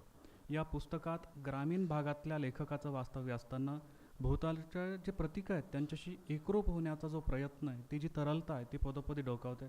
ही प्रतीकं म्हणजे काय आहेत? तर कंदील आज आपल्याला बघायला मिळत नाही, पोस्टाचं पत्र, आपण म्हणतो पत्र हरवलं आहे आज, दिवाळीतली आतिषबाजी, भिंतीवरची दिनदर्शिका, रेडिओ, गावखेड्यांसाठी बाहेरच्या जगाला जोडण्याचा एकमेव दुवा असणारी काही दशकांपूर्वीची ST, सायकल, क्रिकेटसारखे खेळ, शाळेच्या भिंती, असे कितीतरी कीवर्ड्स आज आपल्याला इथे उल्लेख करता येतील. हे सगळे जे कीवर्ड्स आहे ते शब्दचित्रांच्या कॅनव्हासवरती परिमळमध्ये आपल्याला वाचायला मिळतील. हे पुस्तक प्रत्येकाने आवर्जून घ्यावं आणि वाचावं अशी मी सर्वांना विनंती करेल. आपल्याला पुढचं जे मनोगत आपण ज्यांचं ऐकण्यासाठी आतुर आहोत, महाराष्ट्रात जसा सूर्य उगवल्यानंतर पुढचं जे दर्शन आहे ते मला वाटतं निम्मा महाराष्ट्र तरी अतुल शास्त्री भगरे यांचा घेत असावा आणि त्यांच्या आध्यात्मिक मार्गदर्शनानंतर त्यांच्या मार्गदर्शक ओम स्वस्ति श्री गणाधिपतये नमः. व्यासपीठावर उपस्थित असलेले आदरणीय वंदनीय श्री धोंडगे सर, त्याचप्रमाणे Mahajan sir, Thete sir, Dhage sir आणि याला ज्या कारणामुळे आपण सर्वजण एकत्र जमलेलो आहोत ते आमचे आदरणीय प्रशांतजी यांच्या एका पुस्तकाच्या विमोचनानिमित्ताने. खरं तर पुस्तकाचं नावच इतकं सुंदर आहे की परिमळ या शब्दावर मला असं वाटलं की आता हे बहुतेक प्रवचनच करतील. इतकं सुंदर विवेचन त्यांनी केलं, इतकं छान सांगितलं आणि खरोखर ज्ञानेश्वरीचा त्याला हे जोडला, खूप सुंदर. आता या परिमळ आठवणीं बरं का, आठवण हा जो शब्द आहे तो स्मृती ज्याला आपण म्हणतो. जर तुम्ही हे पुस्तक नीट वाचलं त्याच्यात 28 लेख आहेत साधारण बरं का. हे 28 लेख तुम्हाला भूतकाळातच घेऊन जातात आणि बहुतांश इथे आलेल्या भरपूर मंडळींना हे अर्धे लेख खरोखर माझ्या जीवनाशी निगडीत आहेत की काय असं वाटायला लागतं, इतकं ते हुबेहूब वर्णन केलेलं आहे. म्हणजे माझ्या हातात पुस्तक आल्यानंतर कोणीतरी आलं, नमस्कार केलं तर माझं लक्षच नाही, इतकं मी त्याच्यात गुंतून गेलो. म्हणजे एखाद्या शब्दांमध्ये काय जादू असते ती आपल्याला त्याच्यातनं लक्षात येतं. आता भूतकाळ म्हटला की आम्ही कथा करताना सांगतो की बाबा रे मी तरुणांसाठी कथा करतो, वृद्धांसाठी कथा करत नाही. आता वृद्धांना काय कथा ऐकवू मी? सगळ्याच कथा ऐकून झाल्यात, अनेक बाबा आले, बुवा आले, सगळ्यांनी कथा सांगून झाल्या, तुमच्यावर काही परिणाम झाला नाही. तर कथा कोणी ऐकावी? तर तरुणांनी ऐकावी. का ऐकावी? त्याचं कारण असं आहे की वृद्ध मंडळी भूतकाळात जगत असतात बरं, आणि लहान बालकं जी असतात ती भविष्यात जगत असतात. कसं ते सांगतो. तुम्ही ज्येष्ठ व्यक्तींच्या जवळ बसले की ते आपल्याला इतक्या काही काही गोष्टी सांगतील. आमच्या काळी जमिनीचा भाव, आमच्या काळी सोन्याचा भाव, आमच्या काळी तुपाचा भाव. अरे अजून जिवंत आहे तुम्ही. आमच्या काळी काय? तर हे सगळे भूतकाळात रममाण झालेली मंडळी असतात. त्यांना भूतकाळ खूप आवडतो. आणि तेच लहान बालकांना विचारा, मी डॉक्टर होणार, मी वकील होणार, मी इंजिनियर होणार, मी पायलट होणार. त्यांना हे माहिती नसतं की मी पुढे खरंच तसं होणार की नाही होणार, पण ते भविष्यात जगत असतात. आणि म्हणून मला नेहमी असं वाटतं की प्रत्येकाने वर्तमानात जगलं पाहिजे, पण भूतकाळ न विसरता जगलं पाहिजे. आणि हेच तारुण्याचं लक्षण आहे, सगळ्यात महत्त्वाची गोष्ट. खरं तर आज या कार्यक्रमाला येण्याचं कारण असं आहे की प्रशांत देसले या व्यक्तीला कदाचित आधी मी भेटलेलो असेल, नक्कीच भेटलो असेल, पण माझी पक्की आणि खरी ओळख जर कुठे झाली असेल तर आत्ताच 15 दिवसापूर्वीच त्यांच्या भाचीचा विवाह झाला. त्यांची अतिशय लाडकी भाची बरं का. तुम्ही म्हणाल मग तुम्ही कशाला एवढं वर्णन करताय? अरे ती माझी सून झाली हे मला सांगायचं आहे.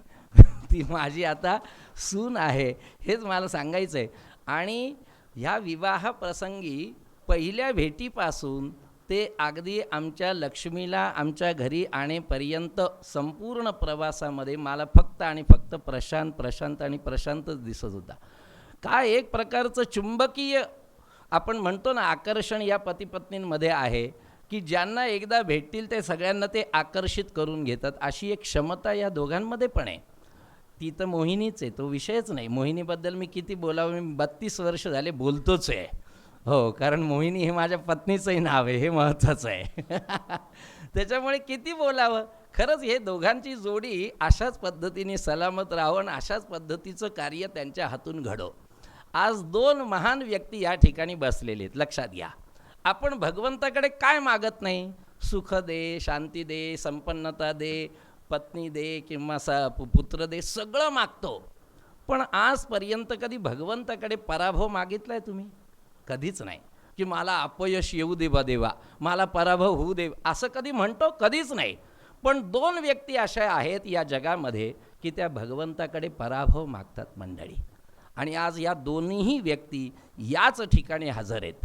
एक म्हणजे पुत्रात इच्छेत पराजया, असं प्रत्येक पित्याला वाटत असतं की माझा पुत्र हा माझ्याहीपेक्षा मोठा व्हावा, महान व्हावा, असं वाटणारी एक मोठी व्यक्ती या आपल्या सर्वांमध्ये आबांच्या रूपाने बसलेली आहे. लक्षात घ्या. दुसरी एक व्यक्ती आहे ज्यांनी भगवंताकडे पराभव मागून घेतलाय. शिष्यात इच्छेत पराजया.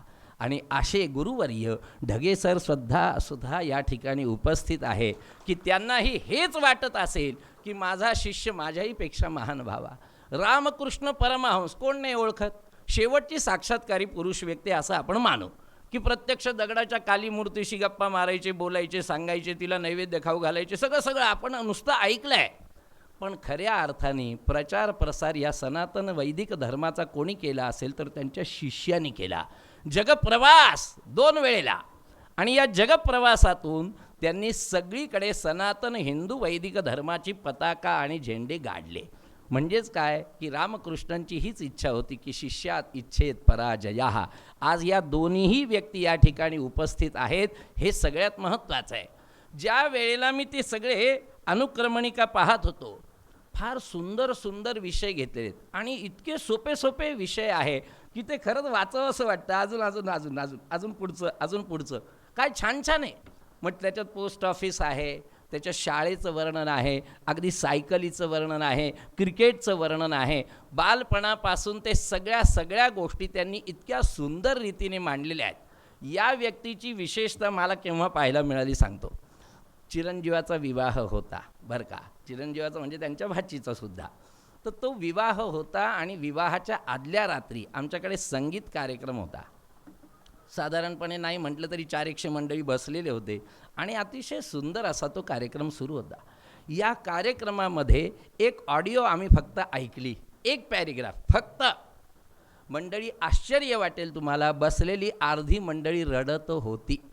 काय त्या शब्दामध्ये जादू आहे की हृदयाला भिडणारे हे शब्द, अरे कमाल.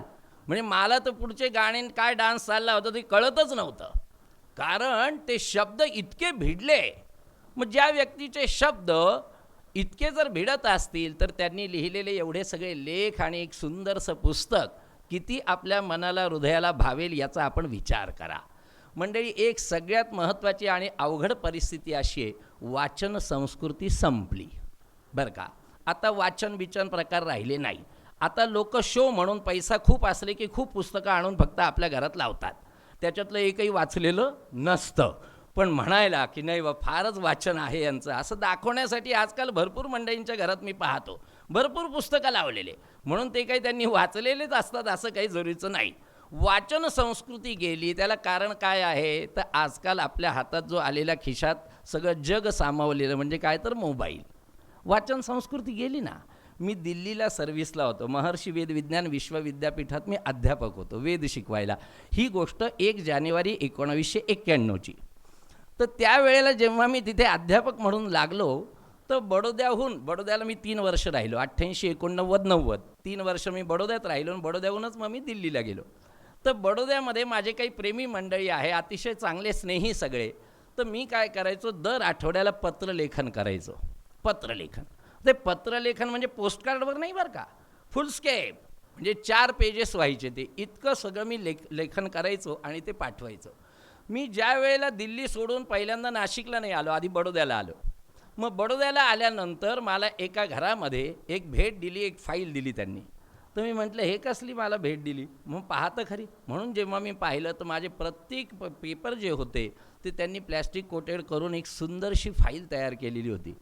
पण मला असं वाटतं की त्यानंतर मला कधी लिखाण मलाही जमलं नाही. त्याचं कारण काय आहे, आजकाल त्याची गरजच पडली नाही. पूर्वी मी तुम्हाला सांगतो, तार आली बरं का, तार आली असं जरी कोणी म्हटलं तर घरातले वृद्ध लगेच रडायला सुरुवात. तार आली, बाप रे काय झालं, कोणी गेलं की काय, ही परिस्थिती होती ना. आता तर अमेरिकेत असलेला मुलगा तुमच्याशी असा बोलतोय, दिसतोय तो स्वतः, आणि दर दिवशी तो तुमच्याशी संपर्क करू शकतो. म्हणजे विज्ञानाने तुम्हाला जवळ आणलं, पण नात्याने तुम्ही बाजूला झाले मंडळी. सगळं काही आता शुष्क वाटायला लागलं, वृक्ष वाटायला लागलं. अगदी पती पत्नी संबंधसुद्धा कसे झालेत, लव यू, मिस यू, सगळं खोटं. आजपर्यंतच्या पती पत्नींना कधी लव यू, मिस यू म्हणण्याची गरज पडली नाही, जी आजकाल प्रत्येकाला गरज आहे. नाही म्हटलं तर राग आहे, पण हे सगळं खोटं आहे. प्रेम कधी हे शब्दात व्यक्त करण्याची गरजच नसते खरं, असं माझं मत आहे. त्याच्यामुळे मला असं वाटतं की मोबाईलनी जेवढा फायदा आपला झालेला आहे तेवढा, आणि म्हणून प्रत्येकाने ज्याला लिहिता येतं, वाचता येतं, त्याने वाचलं पाहिजे, लिहिलं पाहिजे आणि बोललंही पाहिजे, की ज्याच्यामुळे तुमच्या सगळ्या पेशी ज्या आहेत, या पेशी, हे जे अणुरेणू आहेत ते नकळत फुलले जातात. आणि म्हणून तुमचं लेखन जे आहे हे प्रवीण दवणेंनी या प्रस्तावनेत म्हणलं की अलीकडं काय म्हणजे खूप प्रगल्भ, वैचारिक, काहीतरी असं खूप उच्च दर्जाचं असं लेखन म्हणजेच लेखन. म्हणजे आता काही नावं घेऊ नयेत, पण असे काही मोठमोठे लेखक जे लिहितात तेच खरं लेखन. आणि असे लेखन जे आहे साधंपणे, अतिशय साधं, सहज, सोपं, त्याला यांनी फार छान शब्द वापरला आहे प्रवीण दवणेंनी, की अशा प्रकारचं भाबडं लेखन आणि कालबाह्य लेखन असं लोकांना वाटतं, तसं हे नाही आहे. साधं सुधं आहे, सोपं आहे, प्रेमळ आहे आणि साखरेसारखं गोड आहे. ते साखर कारखान्यामध्येच 18 वर्ष वाढल्यामुळे त्यांच्या व्यक्तिमत्वामध्येही त्यांना त्या ठिकाणी ही साखर आलेली आहे. आणि त्यांना बायकोही साखरेसारखी गोड मिळाली, आणि साखरेसारख्या नवऱ्या बायकोंना मुलंही गोडच होतात, त्यामुळे तशीही ती मुलं गोड झाली. अशी गोड फॅमिली आमच्या कॉलनीमध्ये बरेच वर्ष राहत होती. हाही एक आमच्या जीवाभावाचा एक भाग असल्यामुळे मी म्हटलं, प्रशांत काही काळजी करू नको, मी येईल. परंतु ऐकत्या वेळचा असल्यामुळे मी फार काही बोलणार नाही. पुस्तक खूप छान आहे. 2 लेख जे मी वाचले त्यामधला बारकावा जर मला लक्षात आला की गोष्ट छोटी असते आयुष्यातली, आठवण छोटी असते, पण ती फुलवणं, ती व्यवस्थित मांडणं, याला जे कसब लागतं, जे कौशल्य लागतं, जी प्रतिभा लागते, जो नेटकेपणा लागतो, तो यांच्यामध्ये ओतप्रोत आहे. आणि त्याला मला वाटतं की पत्रकारिता ही त्याला सहाय्यभूत ठरलेली आहे. कारण पत्रकारांना आपली बातमी आटोपशीर कमीत कमी शब्दात द्यावी लागते, त्याला जास्त जागा नसते. त्यामुळे यांचे लेखसुद्धा अतिशय आटोप, ती सवय, ती शिस्त लागलेली आहे. त्यामुळे त्यांचे लेखसुद्धा अतिशय आटोपशीर, नेटके झालेले आहेत, सुसह्य झालेले आहेत. एक लेख वाचल्यानंतर खूप मोठा लेख असेल तर कंटाळा येतो, परंतु यांचे लेख वाचताना कधीही कंटाळा येत नाही, कारण छोटे छोटे लेख आहेत, त्याच्यामध्ये सुंदर अशी चित्र आहेत. त्यामुळे पुस्तकाला एक देखणेपणा आलेला आहे. आणि त्यामुळे अतिशय छोटेकडी लेखन आहे. पुढे पुढे न कंटाळता वाचक हे 1-2 तासामध्ये हे वाचून काढतील, अशा प्रकारचं एक सुंदर असं पुस्तक झालेलं आहे. ते मला अतिशय आवडलं आहे. खरोखर एक योग्य वेळी योग्य या ठिकाणी हे पुस्तक आलेलं आहे. पुस्तक येणं फार महत्त्वाचं आहे. मंडळी, मोबाईलमधले व्हॉट्सअप आहे, फेसबुक आहे किंवा यूट्यूब आहे, यात काय अर्थ नाही. हे सगळं बरोबरचं आहे. आता मी स्वतः यूट्यूब चॅनल चालवतो. आठवड्याला 3 कार्यक्रम मला द्यावे लागतात, देतो म्हणजे मी, मलाच हौस असल्यामुळे. पण यात काही गंमत नाही. ILPL नावाचं चॅनल आहे, त्यात साहित्यिक विषय कार्यक्रम आहे. पण त्यात खरं सांगतो, मी रमलो नाही. म्हणजे मला त्यात करतो आहे मी हौस म्हणून, आता काय बाहेर पडता येत नाही, घरात बसल्या काय करायचं. पण पुस्तक हे जे ठसठशीतपणा आपल्या व्यक्तिमत्वाला देतो, तसं तुम्ही मोबाईलवर काही लिहा, व्हॉट्सअपवर काही लिहा, फेसबुकवर काही लिहा, नाही. त्याला जी एक रसिकांची उत्तम दाद पाहिजे, ती पुस्तक वाचून जी मिळते, ती खरी दाद आहे. बाकी सगळ्या गोष्टी डिलीट होतील, पुस्तक डिलीट होणार नाही. फेसबुकवरचं सगळं डिलीट होईल, पण पुस्तक कधी डिलीट होणार नाही. म्हणून पुस्तक येणं फार आवश्यक होतं. ते तुम्ही योग्य वेळी आणलेलं आहे. आणि त्याबद्दल मी तुम्हाला फार धन्यवाद देतो. पुढेही यानंतरच्या कारण आत्ता तुम्ही मोकळे झालेला आहात बराच. हे लेखन सगळं बाहेर आल्यामुळे ते सगळं आता तुमच्या पुस्तकात आलेलं आहे. पुष्कळ मन मोकळं झालं आहे, आणखीन आठवणी त्यामध्ये यायला. तेव्हा अशा पुढच्या वाटचालीत मुंबईच्या जीवनाचं वरती तुम्ही बरंच काही लिहू शकाल. मुंबईचं जीवन आणखीनच वेगळं आहे. पुन्हा मंत्रालयाशी संबंध आहेत, तिथे बेरके लोक तुम्हाला भेटत असतील, त्यांच्यावरही तुम्ही लिहा. आणि तिथलं एक जीवन खूप आत्तापासून जर टिपणं करायला लागा आणि एक 5-10 वर्षानंतर तुमचं याही विषयावरचं एक रंजक पुस्तक आम्हाला वाचायला मिळेल अशी मी या ठिकाणी इच्छा व्यक्त. या ठिकाणी मला बोलवलं याबद्दल खूप धन्यवाद देतो. आणि वेळही खूप झालेला आहे, जास्त काही बोलत नाही. मी आपली रजा घेतो. धन्यवाद. धन्यवाद सर. सलग 4 दशकांपासून साहित्य वर्तुळामध्ये, शैक्षण वर्तुळामध्ये अविरत योगदान देणारे माननीय प्राचार्य डॉक्टर श्री दिलीप धोंडगे सर आजचं अध्यक्षीय मनोगत व्यक्त करतील. संत वाङ्मय आणि शैली विज्ञानाचे अभ्यासक म्हणून त्यांचा सर्वांना परिचय आहे. राज्य मराठी विकास संस्था, साहित्य अकादमी दिल्ली या संस्थांच्या माध्यमातूनही सरांनी मराठी भाषेच्या संवर्धनासाठी आजपर्यंत योगदान दिलं आहे. मराठी भाषेवरती प्रेम करणाऱ्या माणसाच्या पाठीशी पित्याच्या ताकदीने सर उभे राहतात असा आजवर सर्वांचा अनुभव. सर.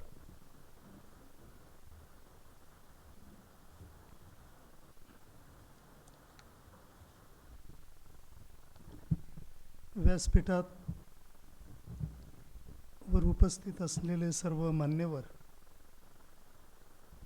आदरणीय बगरे शास्त्री, आमचे ज्येष्ठ मित्र आदरणीय नरेशजी महाजन, आदरणीय ढगे सर, आदरणीय थेटे साहेब, पुस्तकाचे लेखक आमचे मित्र आदरणीय प्रशांतजी देशले, अतिशय उत्तम सूत्रसंचालन करणारे, सूत्रसंचालनाचा आदर्श प्रस्थापित करणारे म्हणूया आमचे दुसरे मित्र जितेंद्रजी तरटे, आणि सभागृहातही अनेक मान्यवर बसलेले आहेत, ते सर्व मान्यवर बंधू आणि भगिनी. परिमळ आठवणींचा या पुस्तकाचं प्रकाशन नुकतंच झालं आणि त्याच्या संबंधी विविध मतं पण आपण आत्तापर्यंत ऐकलीत. प्रशांत देसले यांनी वेगवेगळ्या वेळी काही सदरांमध्ये लेखन केलं. त्यामध्ये हिंदोळा, अतिथी देवो भवा, चटकमटक, आणि वेळोवेळी या सदरांमधले काही लेख माझ्याही वाचनात आलेले होते आणि मी आकर्षितही झालेलो होतो. त्या वेळेला प्रतिक्रिया देता आली नाही, परंतु प्रतिक्रिया देण्याचा एक प्रसंग असा समारंभाच्या रूपाने येईल याची मीही कल्पना केलेली नव्हती, पण तो प्रसंग आता आलेला आहे. प्रशांत देसले यांच्या व्यक्तिमत्वाबद्दल थिटेसाहेब बोललेत. रुजू व्यक्तिमत्व आहे. संवेदनशील असा शब्द पण त्यांनी वापरला, तो अगदीच सार्थ आहे. आणि ज्याचं मन असं संवेदनशील असतं तीच व्यक्ती संवेदनशीलतेनं अनुभव घेऊ शकते. हे बालपणी घेतलेले अनुभव आहे आणि जे अनुभव संवेदनशीलतेने घेतले जातात ते सतत ताजे असतात. केव्हाही ते प्रकट केले तरी त्यांचं परिमळ दरवळत असतो. म्हणून आठवणींचं परिमळ हे शीर्षक अतिशय सार्थ आहे. त्यांच्यासारखेच त्यांच्याच वयाचे त्यांच्या अनेक सवंगडी असतील त्या काळामध्ये, पण त्यांना हे अनुभव नसतील घेता आले, त्यांच्या मनाने हे अनुभव नसतील टिपले, आणि हे टिपलेले अनुभव प्रशांतजींच्या स्मरणकोशात इतके जिवंतपणाने बसलेले आहेत की ते कुठल्याही वेळी याच प्रकारे ते प्रकटले असते.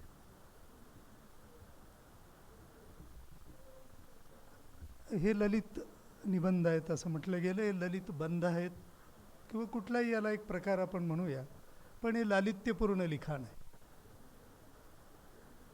तर माझ्या मनात प्रश्न नेहमी असा येतो, कुठलंही लेखन वाचलं अशा प्रकारचं, तर हे का लिहिलं असेल, प्रशांत देसलेने हे का लिहिलं. ते अनुभव ते स्वतः जगलेले आहेत आणि जगताना अनेकदा ते अनुभवत राहतील. ते अनुभव त्यांना एक ताजेपणा देत राहतील. पण त्यांनी हे का लिहिलं असेल, त्याची 2 कारणं आहेत.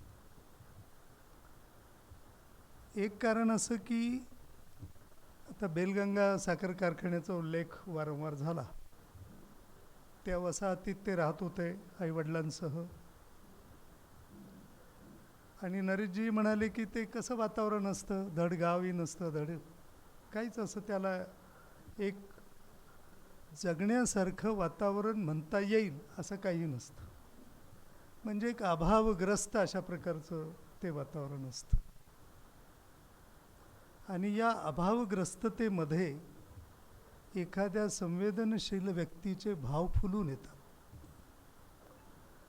आणि मग तिथे जे जे काही असेल, साधं जरी असलं तरी ते एक भावरूप होऊन येतं.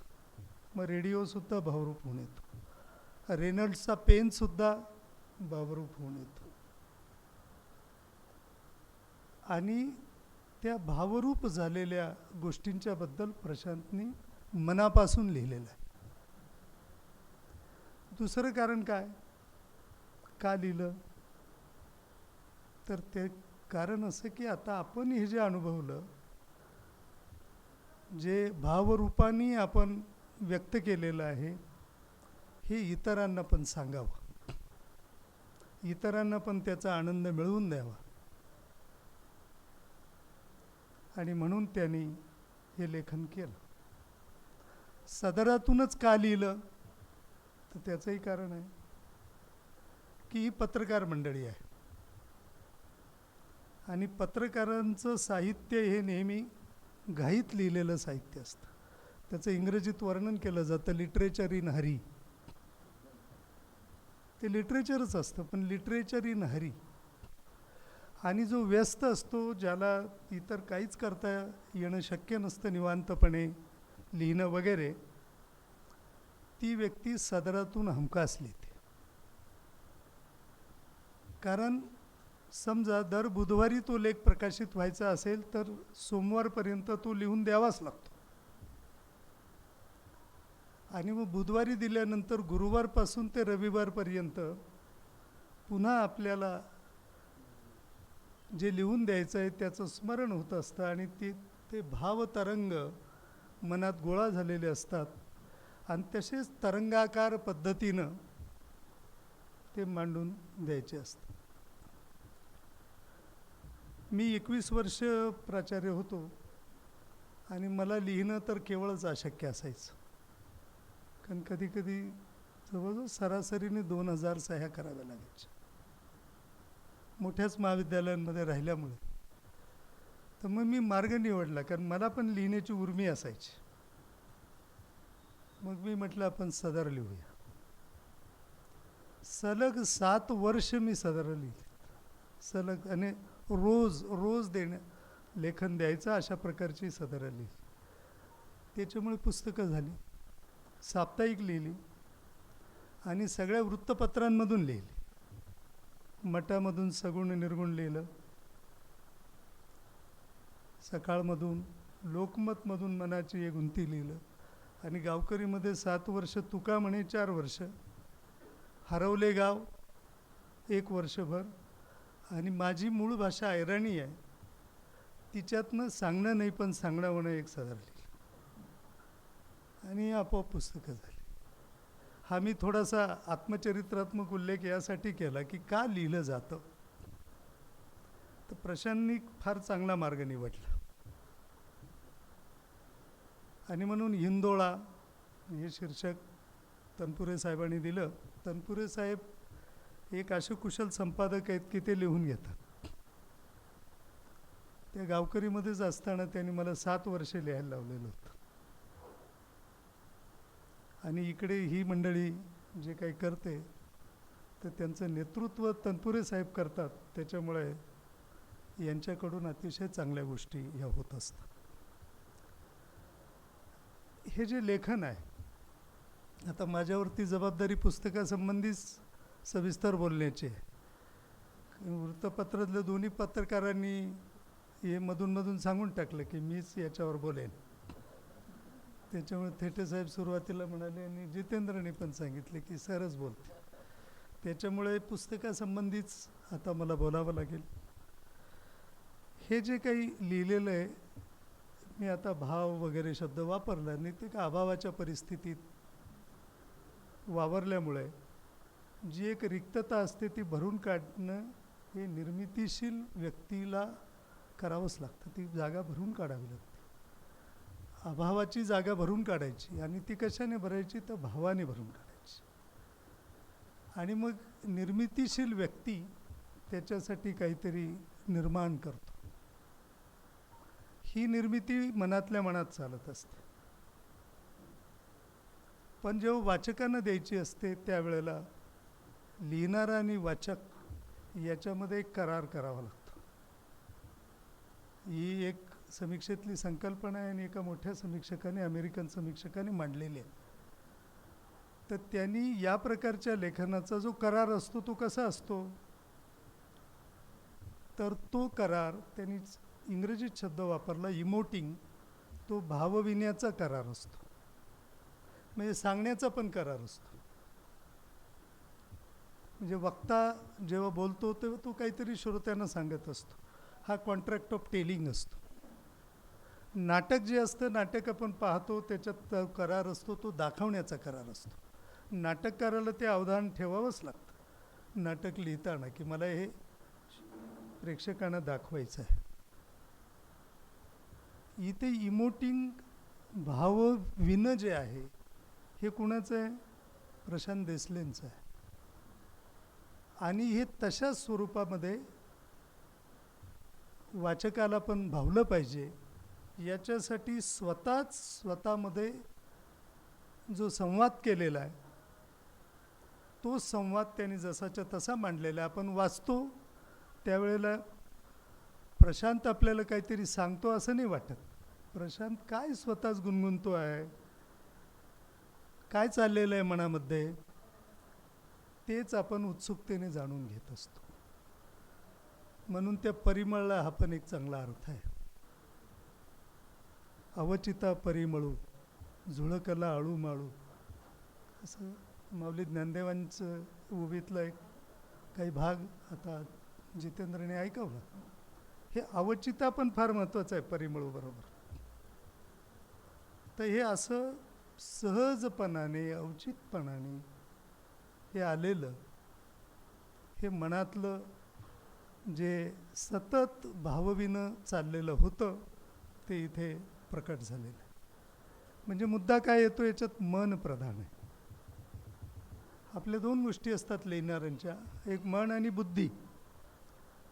आणि ललित गद्यामध्ये मनातून आलेलं जे असतं ते ललित बंधाच्या स्वरूपात असतं, आणि बुद्धीच्या आदेशाने जे येतं ते निबंधाच्या स्वरूपात असतं.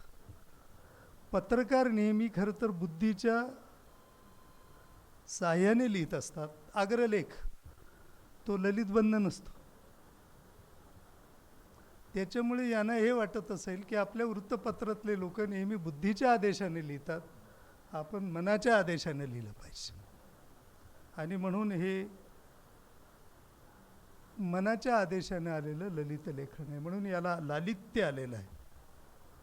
आणि अग्रलेख हा वैचारिक असतो, तिथे बुद्धीचा आदेश असतो. आणि आपल्याकडचे सगळे महान पत्रकार, लोकमान्य टिळकांच्यापासून ते गोविंद तळवळकरांच्यापर्यंत आणखीन बरीच नावं आहेत, यांनी जे जे वैचारिक लेखन केलं तिथे बुद्धी आहे, कारण तिथे मुद्दे मांडावे लागतात, वैचारिक मुद्दे मांडावे लागतात. इथे फक्त एक भाव असा की त्याचं वर्णन दुसऱ्याला करता येणार नाही, तो अनुभव फक्त त्या व्यक्तीचाच असेल त्या रेनॉल्ड्स पेनबद्दलचा अनुभव मी जितेंद्रचं लेखन वाचून मी तशाच प्रकारे घेऊ शकेल असं नाही. माझ्या मनात आणखी वेगळ्या प्रकारचं आहे. तर त्या रेनॉल्ड्स पेनमधली एक अभावाची स्थिती जितेंद्रने इथे सगळ्यांना पार्कर पेन देऊन दूर केलेली. हे सुद्धा त्याचं कारण आपल्या असू शकतं. तर इथे एक भावसंपृक्त असं मांडायचं असेल तर तीच भाषा येत असते. आता उदाहरणार्थ बरं झालं तू आलास हा पहिला लेख आहे. पिंपळाचं मनोगत व्यक्त करणार पिंपळच सांगतो आहे. तिथे प्रशांत काहीच नाही. पिंपळाचं जे काही त्याला वाटलं हा पिंपळ आपल्याला काहीतरी सांगतो आहे.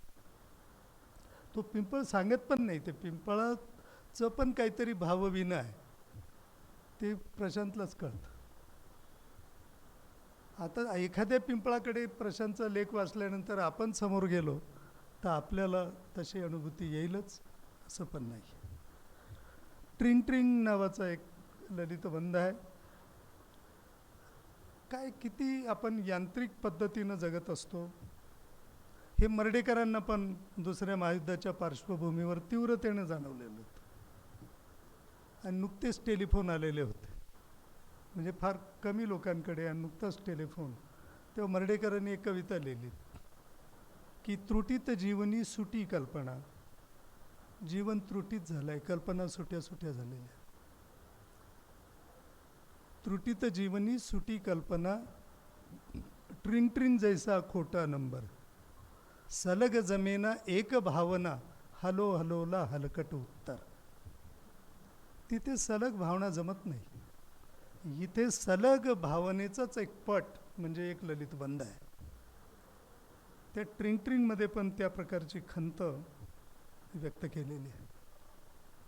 आणि त्या ट्रिंग ट्रिंग निबंधामध्ये त्या ललितबंधामध्ये बऱ्याच गोष्टी प्रशांतनी मांडलेल्या आहेत. ते वाचत असताना मला श्याम पित्रोडाच्या आत्मचरित्राची आठवण झाली. श्याम पित्रोडाचं एक आत्मचरित्र 10 वर्षांपूर्वी आलेलं आहे ड्रीमिंग बिग नावाचं. Dreaming big. श्याम पित्रोडा अमेरिकेत, आताही अमेरिकेतच आहेत, तेव्हा अमेरिकेतच होते. काही कामानिमित्ताने दिल्लीत आले आणि दिल्लीत त्यांना एका मंत्रालयातल्या एका खात्याशी संपर्क करायचा होता. ज्या चांगल्या मोठ्या हॉटेलमध्ये ते होते आणि तिथून ते फोननी त्या खात्याशी संपर्क करण्याचा प्रयत्न करीत होते. पण दिवसभर प्रयत्न करूनही फोन लागला नाही. त्यांना खंत वाटली की मी शिकलो भारतात, बडोद्याच्या MS युनिव्हर्सिटीमध्ये मी फिजिक्सचा MA झालो, अमेरिकेत गेलो वगैरे सगळं केलं, परंतु आपल्या देशामध्ये म्हणजे मंत्रालयात फोन लागत नाही. दिल्ली जिथे राजधानी आहे देशाची, आणि आपण ज्या हॉटेलमधून लावतो ते हॉटेलही अतिशय महागडं आणि सर्व सोयीसुविधांनी युक्त, हे कनेक्शन होत नाही. मग त्याने एक प्रेझेंटेशन द्यायची विनंती केली एका खासदाराच्या मार्फत. इंदिरा गांधी तेव्हा पंतप्रधान होत्या. आणि एक प्रेझेंटेशन दिलं आणि इंदिरा गांधींना ते आवडलं. पण काही दिवसांनीच इंदिराजी गेल्या, त्यांचा खून झाला. पण तिथे राजीव गांधी तरुण होते, कुठल्याही प्रकारे कुठल्याही पदावर नव्हते, पक्षाचंही काम करत नव्हते, ते उत्सुकतेने पाहायला होते.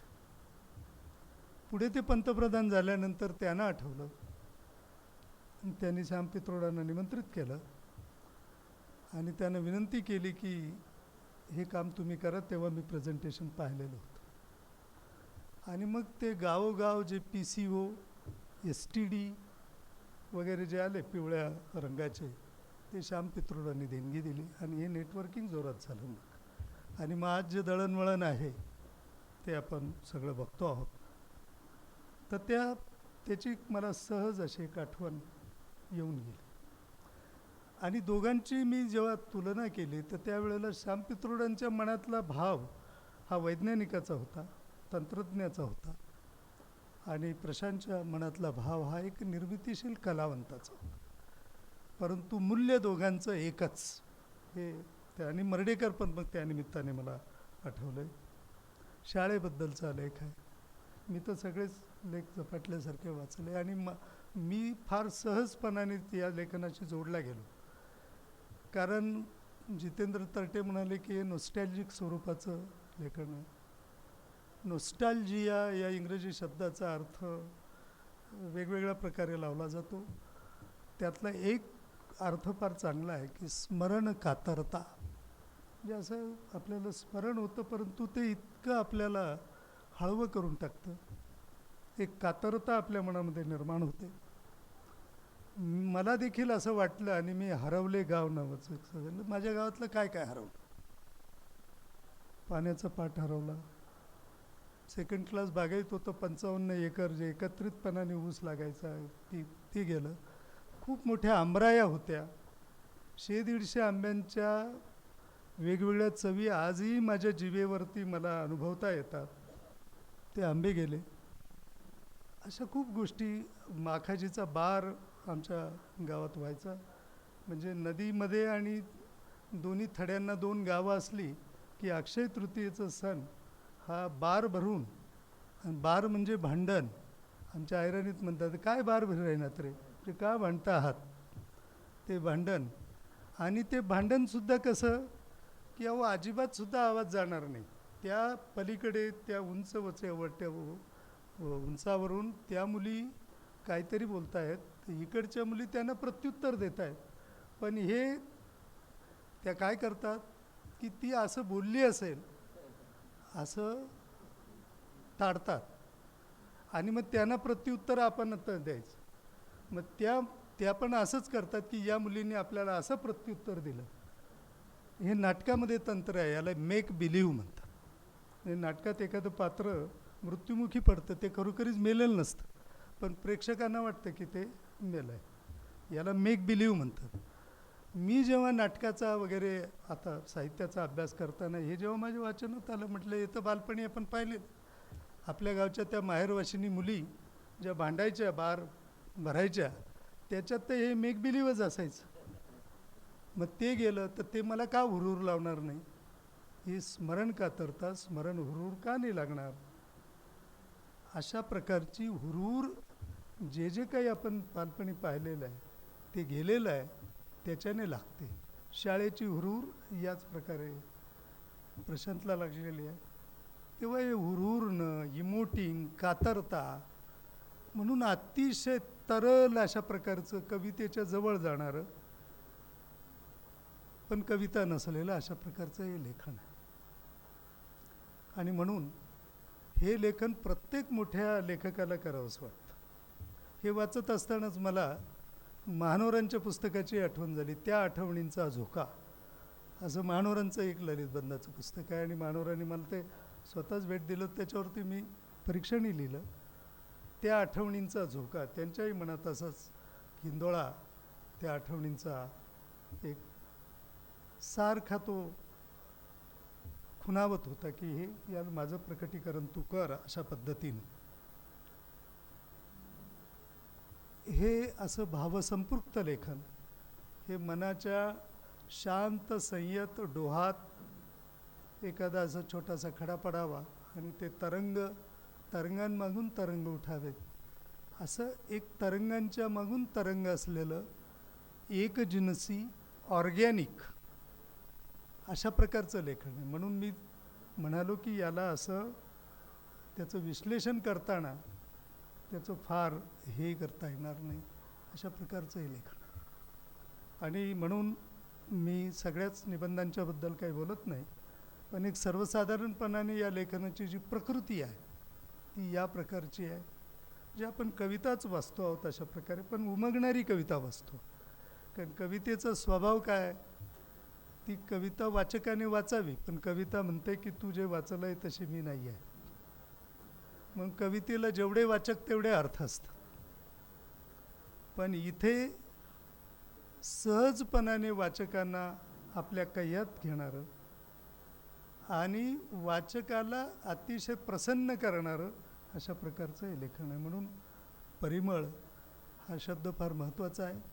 जितेंद्रनी तुकोबांच्याही अभंगातलं एक कडवं सांगितलं की फूल सुगंध देतं म्हणून त्याला चुरगळू नये. आणि तुकोबांच्या त्या सगळ्या अभंगात वेगवेगळ्या यांच्याबद्दल त्या प्रतिमा वापरलेल्या आहेत. पण ते खरोखरीच आहे की हे चुरगळू नये असं जे म्हणाले तर ते हे प्रत्येक ललितबंध हा फुलासारखा आहे आणि त्याचा परिमळ घेण्यासाठी विश्लेषण करू नये. पण आता सगळ्यांनीच मला ते चुरगळायलाच लावलं आणि त्याच्यामुळे केवळ त्याचं अस्तित्व नष्ट न होऊ देता आणि त्याचा सुगंध हा जसाच्या तसा ठेवण्याची खबरदारी घेऊन मी या भावबंधांचं एक केवळ वर्णन केलेलं आहे. विश्लेषण ते अविश्लेष्य अशा प्रकारचं हे लेखन असतं. गुरुजींनी त्यांच्या वडिलांचा उल्लेख केला, नंतर सरांचा उल्लेख केला, ढगे सरांचा, आणि त्यासाठी त्यांनी संस्कृतमधले ते सुवचनही वापरलं, शिष्याद इच्छेद पराजय हा म्हणाले. काही लोक पराजय म्हणतात, पण गुरुजी मी त्याचा आणखीन चांगला एक माझ्या पद्धतीचा अर्थ लावतो की गुरुजींना म्हणजे शिक्षकाला शिष्याद इच्छेद पराजयम, तर जय हा विजय असतो, पराजय म्हणजे आणखीन मोठा जय, मोठा विजय. तर शिक्षकाला वाटतं की शिष्याद इच्छेद पराजयम, माझ्या शिष्याला खूप मोठा विजय मिळावा. वडिलांना पण वाटतं की माझ्या पुत्रात इच्छेद पराजयम, खूप मोठा विजय मिळावा. आणि माझ्यासारख्याला पण वाटतं की अशाच प्रकारे पराजयम. आणि जितेंद्र पण प्रशांत आपल्याला पण या क्षेत्रामध्ये आता आपण नवीन तर नाहीच आहात, कारण 3 पुस्तकं होतील एवढं लेखन झालेलंच आहे. आणि विविध कलागुणांच्याबद्दल जेव्हा मी आता ऐकलं, फोटोग्राफी वगैरे वगैरे, मी अरुण कोलटकरांच्या कवितेचा अभ्यास केला आहे आणि ते ग्राफिक आर्टिस्ट होते. त्याच्यामुळे त्यांच्या कवितेला ग्राफिक आर्टिस्ट असण्याचं जे परिमाण आहे त्याच्यामुळे आता तर हे तर जागतिक कीर्तीचेच कवी अरुण कोलटकर, तर ते ग्राफिक आर्टिस्टच्या परिमाणामुळे त्याने मेणबत्तीवर 3 कविता लिहिल्या. तर ती मेणबत्ती त्यानं का, तर मेणबत्ती कशी, आता मेणबत्तीचं चित्र समोर आणा आणि ती जेव्हा अशी पेटत जाते तर तिचं ते सगळं मेण असं त्याचं थारोळं होतं. तर तिचं झिजणं त्या कवीला दिसलं. ती मेणबत्तीची वात पण आपल्याला पारदर्शकपणे दिसते. आणि कोलटकरांनी शेवटी लिहिलं की ती वात सुखाने मरते आत. म्हणजे ग्राफिक आर्टिस्ट असल्यामुळे त्यांना हे सगळं करता आलं. पुस्तकाबद्दल खूप बोलता येईल, परंतु खूप उशीर पण झालेला आहे. तेव्हा मी प्रशांत देसले, त्यांचे कुटुंबीय मोहिनीताईंचा पण माझा परिचय आहे, कारण त्याही अशा वाचन प्रेरणा दिनाच्या निमित्ताने कार्यक्रमाचं संयोजन करताना त्यांची धावपळ मी बघत असे. तेव्हा त्यांचे सगळे कुटुंबातले सदस्य, त्यांचे आप्तेष्ट आणि खरं म्हणजे सगळेच पत्रकार उपस्थित झाले. एखाद्या कार्यक्रमात एक जरी पत्रकार आला तरी संयोजकांना धन्य वाटतं. इथे पत्रकाराचा कार्यक्रम असल्यामुळे मला काही दिसले, सुदीप गुजराती वगैरे वगैरे, मी पण न्याहाळत होतो, पण ते मुद्दाम पत्रकाराचे कोपऱ्यात बसतात जाणीवपूर्वक, कारण त्यांचं इनविजिबल असं अस्तित्व हे त्यांना प्रिय असतं. तेव्हा मी प्रशांतला पुन्हा मनापासून शुभेच्छा देतो. लेखन असंच बहरत राहो आणि त्याचा परिमळ दरवळत राहो अशी मनोकामना व्यक्त करतो. धन्यवाद. बेलगंगेपासून तर बृहन्मुंबईपर्यंत आता जो कॅनव्हास विस्तीर्ण झालेला आहे, या कॅनव्हासवरती रंग भरण्यामध्ये ज्या ज्या सर्वांची अप्रत्यक्षरित्या मदत होते, या सर्व चेहऱ्यांचे आभार इथे आमच्या मोहिनीताई देसले या मानतील. मी त्यांना विनंती करतो.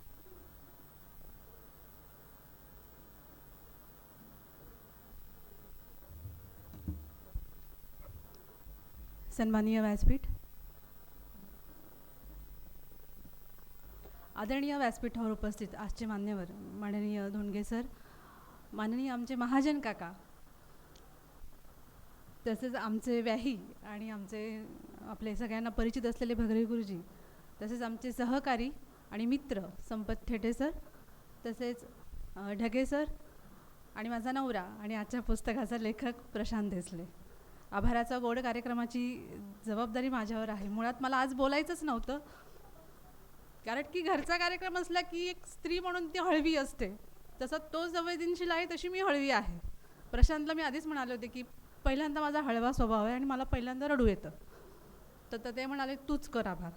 तर आभार कोणाचे मानावे आणि कुठून सुरुवात करावी असा मला प्रश्न पडला आहे. कारण आभार मानण्यापेक्षा मी सगळ्यांच्या आम्ही ऋणात राहू इच्छितो, एक कृतज्ञता व्यक्त करते. आणि सुरुवातीला आभार मानेल सर मी आधी आमच्या आईवडिलांच्या दोघांचे, की त्यांचा आशीर्वादाचा हात आमच्या दोघांच्या मस्तकावर आहे.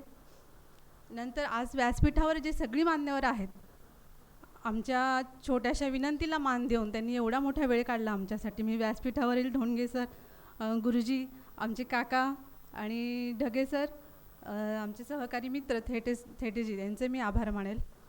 तसंच या पुस्तकासाठी ग्रंथालीचे जे विश्वस्त आहेत, जे आज काही कारणास्तव उपस्थित नाही राहू शकले, त्यांचंही खूप मोठं योगदान आहे. आपले सुदेश हिंगलासपूरकर सर, त्यांचे मी आभार मानते. ज्येष्ठ लेखक प्रवीण दवणे सर, मी त्यांचे आभार मानते. जसे ज्येष्ठ लेखक ज्यांनी ब्लर दिलेला आहे, दासू वैद्य सर, त्यांचे मी आभार मानते. तसेच बृहन्मुंबई महानगरपालिकेचे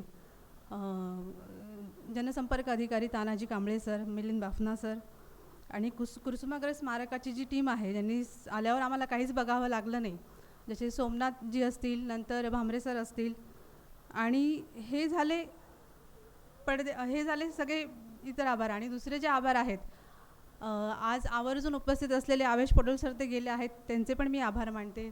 नंतर इलेक्ट्रॉनिक मीडिया पत्रकार जे आहेत, ते सगळेजण, म्हणजे मी जवळजवळ खूप वर्ष नाशिकला होते, तर कुठलाही बैठक असली, कार्यक्रम असला, त्यांची सोय असो गैरसोय असो, हक्काने माझ्याशी भांडायला येणारे सगळे पत्रकार, सगळा मोर्चा माझ्याकडे घेऊन यायचे.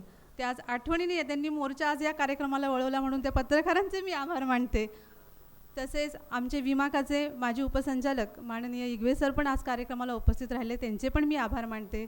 आमचे विमाकाचे, जिमाकाचे सगळे आमचे सहकारी साळुंके साहेब, माळवेजी वगैरे सगळे उपस्थित राहिले, मी त्यांचेही आभार मानते. तसेच आमचे राणे परिवारातले माझे काका, नंतर आमचे प्रगती विद्यालयाचे संस्थापक भटूभाऊ आणि सर उपस्थित, त्यांचे पण मी आभार मानते. आणि आमच्या परिवाराचे, आमचे पाठी राखे म्हणतात, आमचे पडद्यामागचे कलाकार, ज्यांचा आम्हाला नेहमी भक्कम आधार असतो, असे संजय करंजकर सर, दादा पण संजूभाऊ पण उपस्थित आहेत, सुजाताताई उपस्थित आहेत, त्यांचेही आभार मानते. तसेच आमच्या संपूर्ण परिवाराचे, म्हणजे स्वस्ती अपार्टमेंट, आम्ही ज्या सोसायटीत राहतो, जसं पत्रकार कॉलनीत आम्ही 10 वर्ष राहिलो, जसं महाजन काका म्हणाले की ते 10 वर्ष आम्ही त्यांच्या एक गुंतलो होतो, तसंच आमचे स्वस्ती परिवारसुद्धा आज उपस्थित आहे वेळात वेळ काढून. मी संपूर्ण स्वस्ती परिवाराचे पण आभार मानते. आणि आमच्या भगरेताई, आमच्या विहीणबाई, त्या पण उपस्थित राहिल्या, शाळेतून परस्पर आल्या, त्यांचेही मी आभार मानते. आमच्या आई विमाकाच्या हिरे मॅडम असतील, सगळ्यांचीच नावं घेण्यासारखी आहे. आणि आजच्या आणि गायकवाड मॅडम, तुम्ही मागे बसल्या, तुम्ही कृपया थोडं पुढे या ना. गायकवाड मॅडम पण उपस्थित झालेले आहेत, त्यांचेही मी आभार मानते. प्रतापदादा सर असतील, सुदीप सर असतील, सुदीप सरांनी याचं प्रूफ रीडिंग केलेलं आहे, या पूर्ण याचं त्यांच्यासारखं मागे लागून केलेलं आहे. आणि आजच्या कार्यक्रमाचे खरे कार्यवाहक जे मागे बसलेले आहेत, प्रवीण बिडवे, विजू महाले आणि आजचे सूत्रसंचालक तरटेजी, यांचेही मी आभार मानते. आणि ज्यांनी याचं सुलेखन केलं आहे या पुस्तकाचं, पणीकर सर, चिंतामण पगारे सर, या दोघांचेही मी आभार मानते. आणि ह्या सगळ्या आभार मानत असताना आणि माझ्या दोघं लेकरांचे पण आभार मानते की त्यांनी लिहू दिलं त्यांच्या बापाला. कधी त्यांचा पण एक वेगळा उत्साह आहे आज, की ते म्हणतात आपण असं करू तसं करू, एक वेगळ्या माहोलमध्ये ते पण आहेत. आणि माझ्या संपूर्ण परिवाराचे मी आभार मानते. असं सगळ्यांचं प्रेम आमच्या परिवारही असू द्या, आमच्यावरही असू द्या. आणि आभाराचं शेवटी जाता जाता एवढंच म्हणेल, माता आणि माती फरक फक्त वेलांटीचा, एक आपल्याला जन्म देते आणि एक आपल्याला कुशीत घेणार आहे. जन्म देणारी एक आणि कुशीत घेणारी ही संपूर्ण भारत माता आहे. या भारत मातेला वंदन करते आणि माझ्या विचारांना मी विराम देते. आणि चुकून कोणाचे आभार मानायचे राहिले असतील तर मी त्यांची दिलगिरी व्यक्त करते आणि कृपया कोणीही अल्पपहार घेतल्याशिवाय जाऊ नये अशी विनंती करते. धन्यवाद.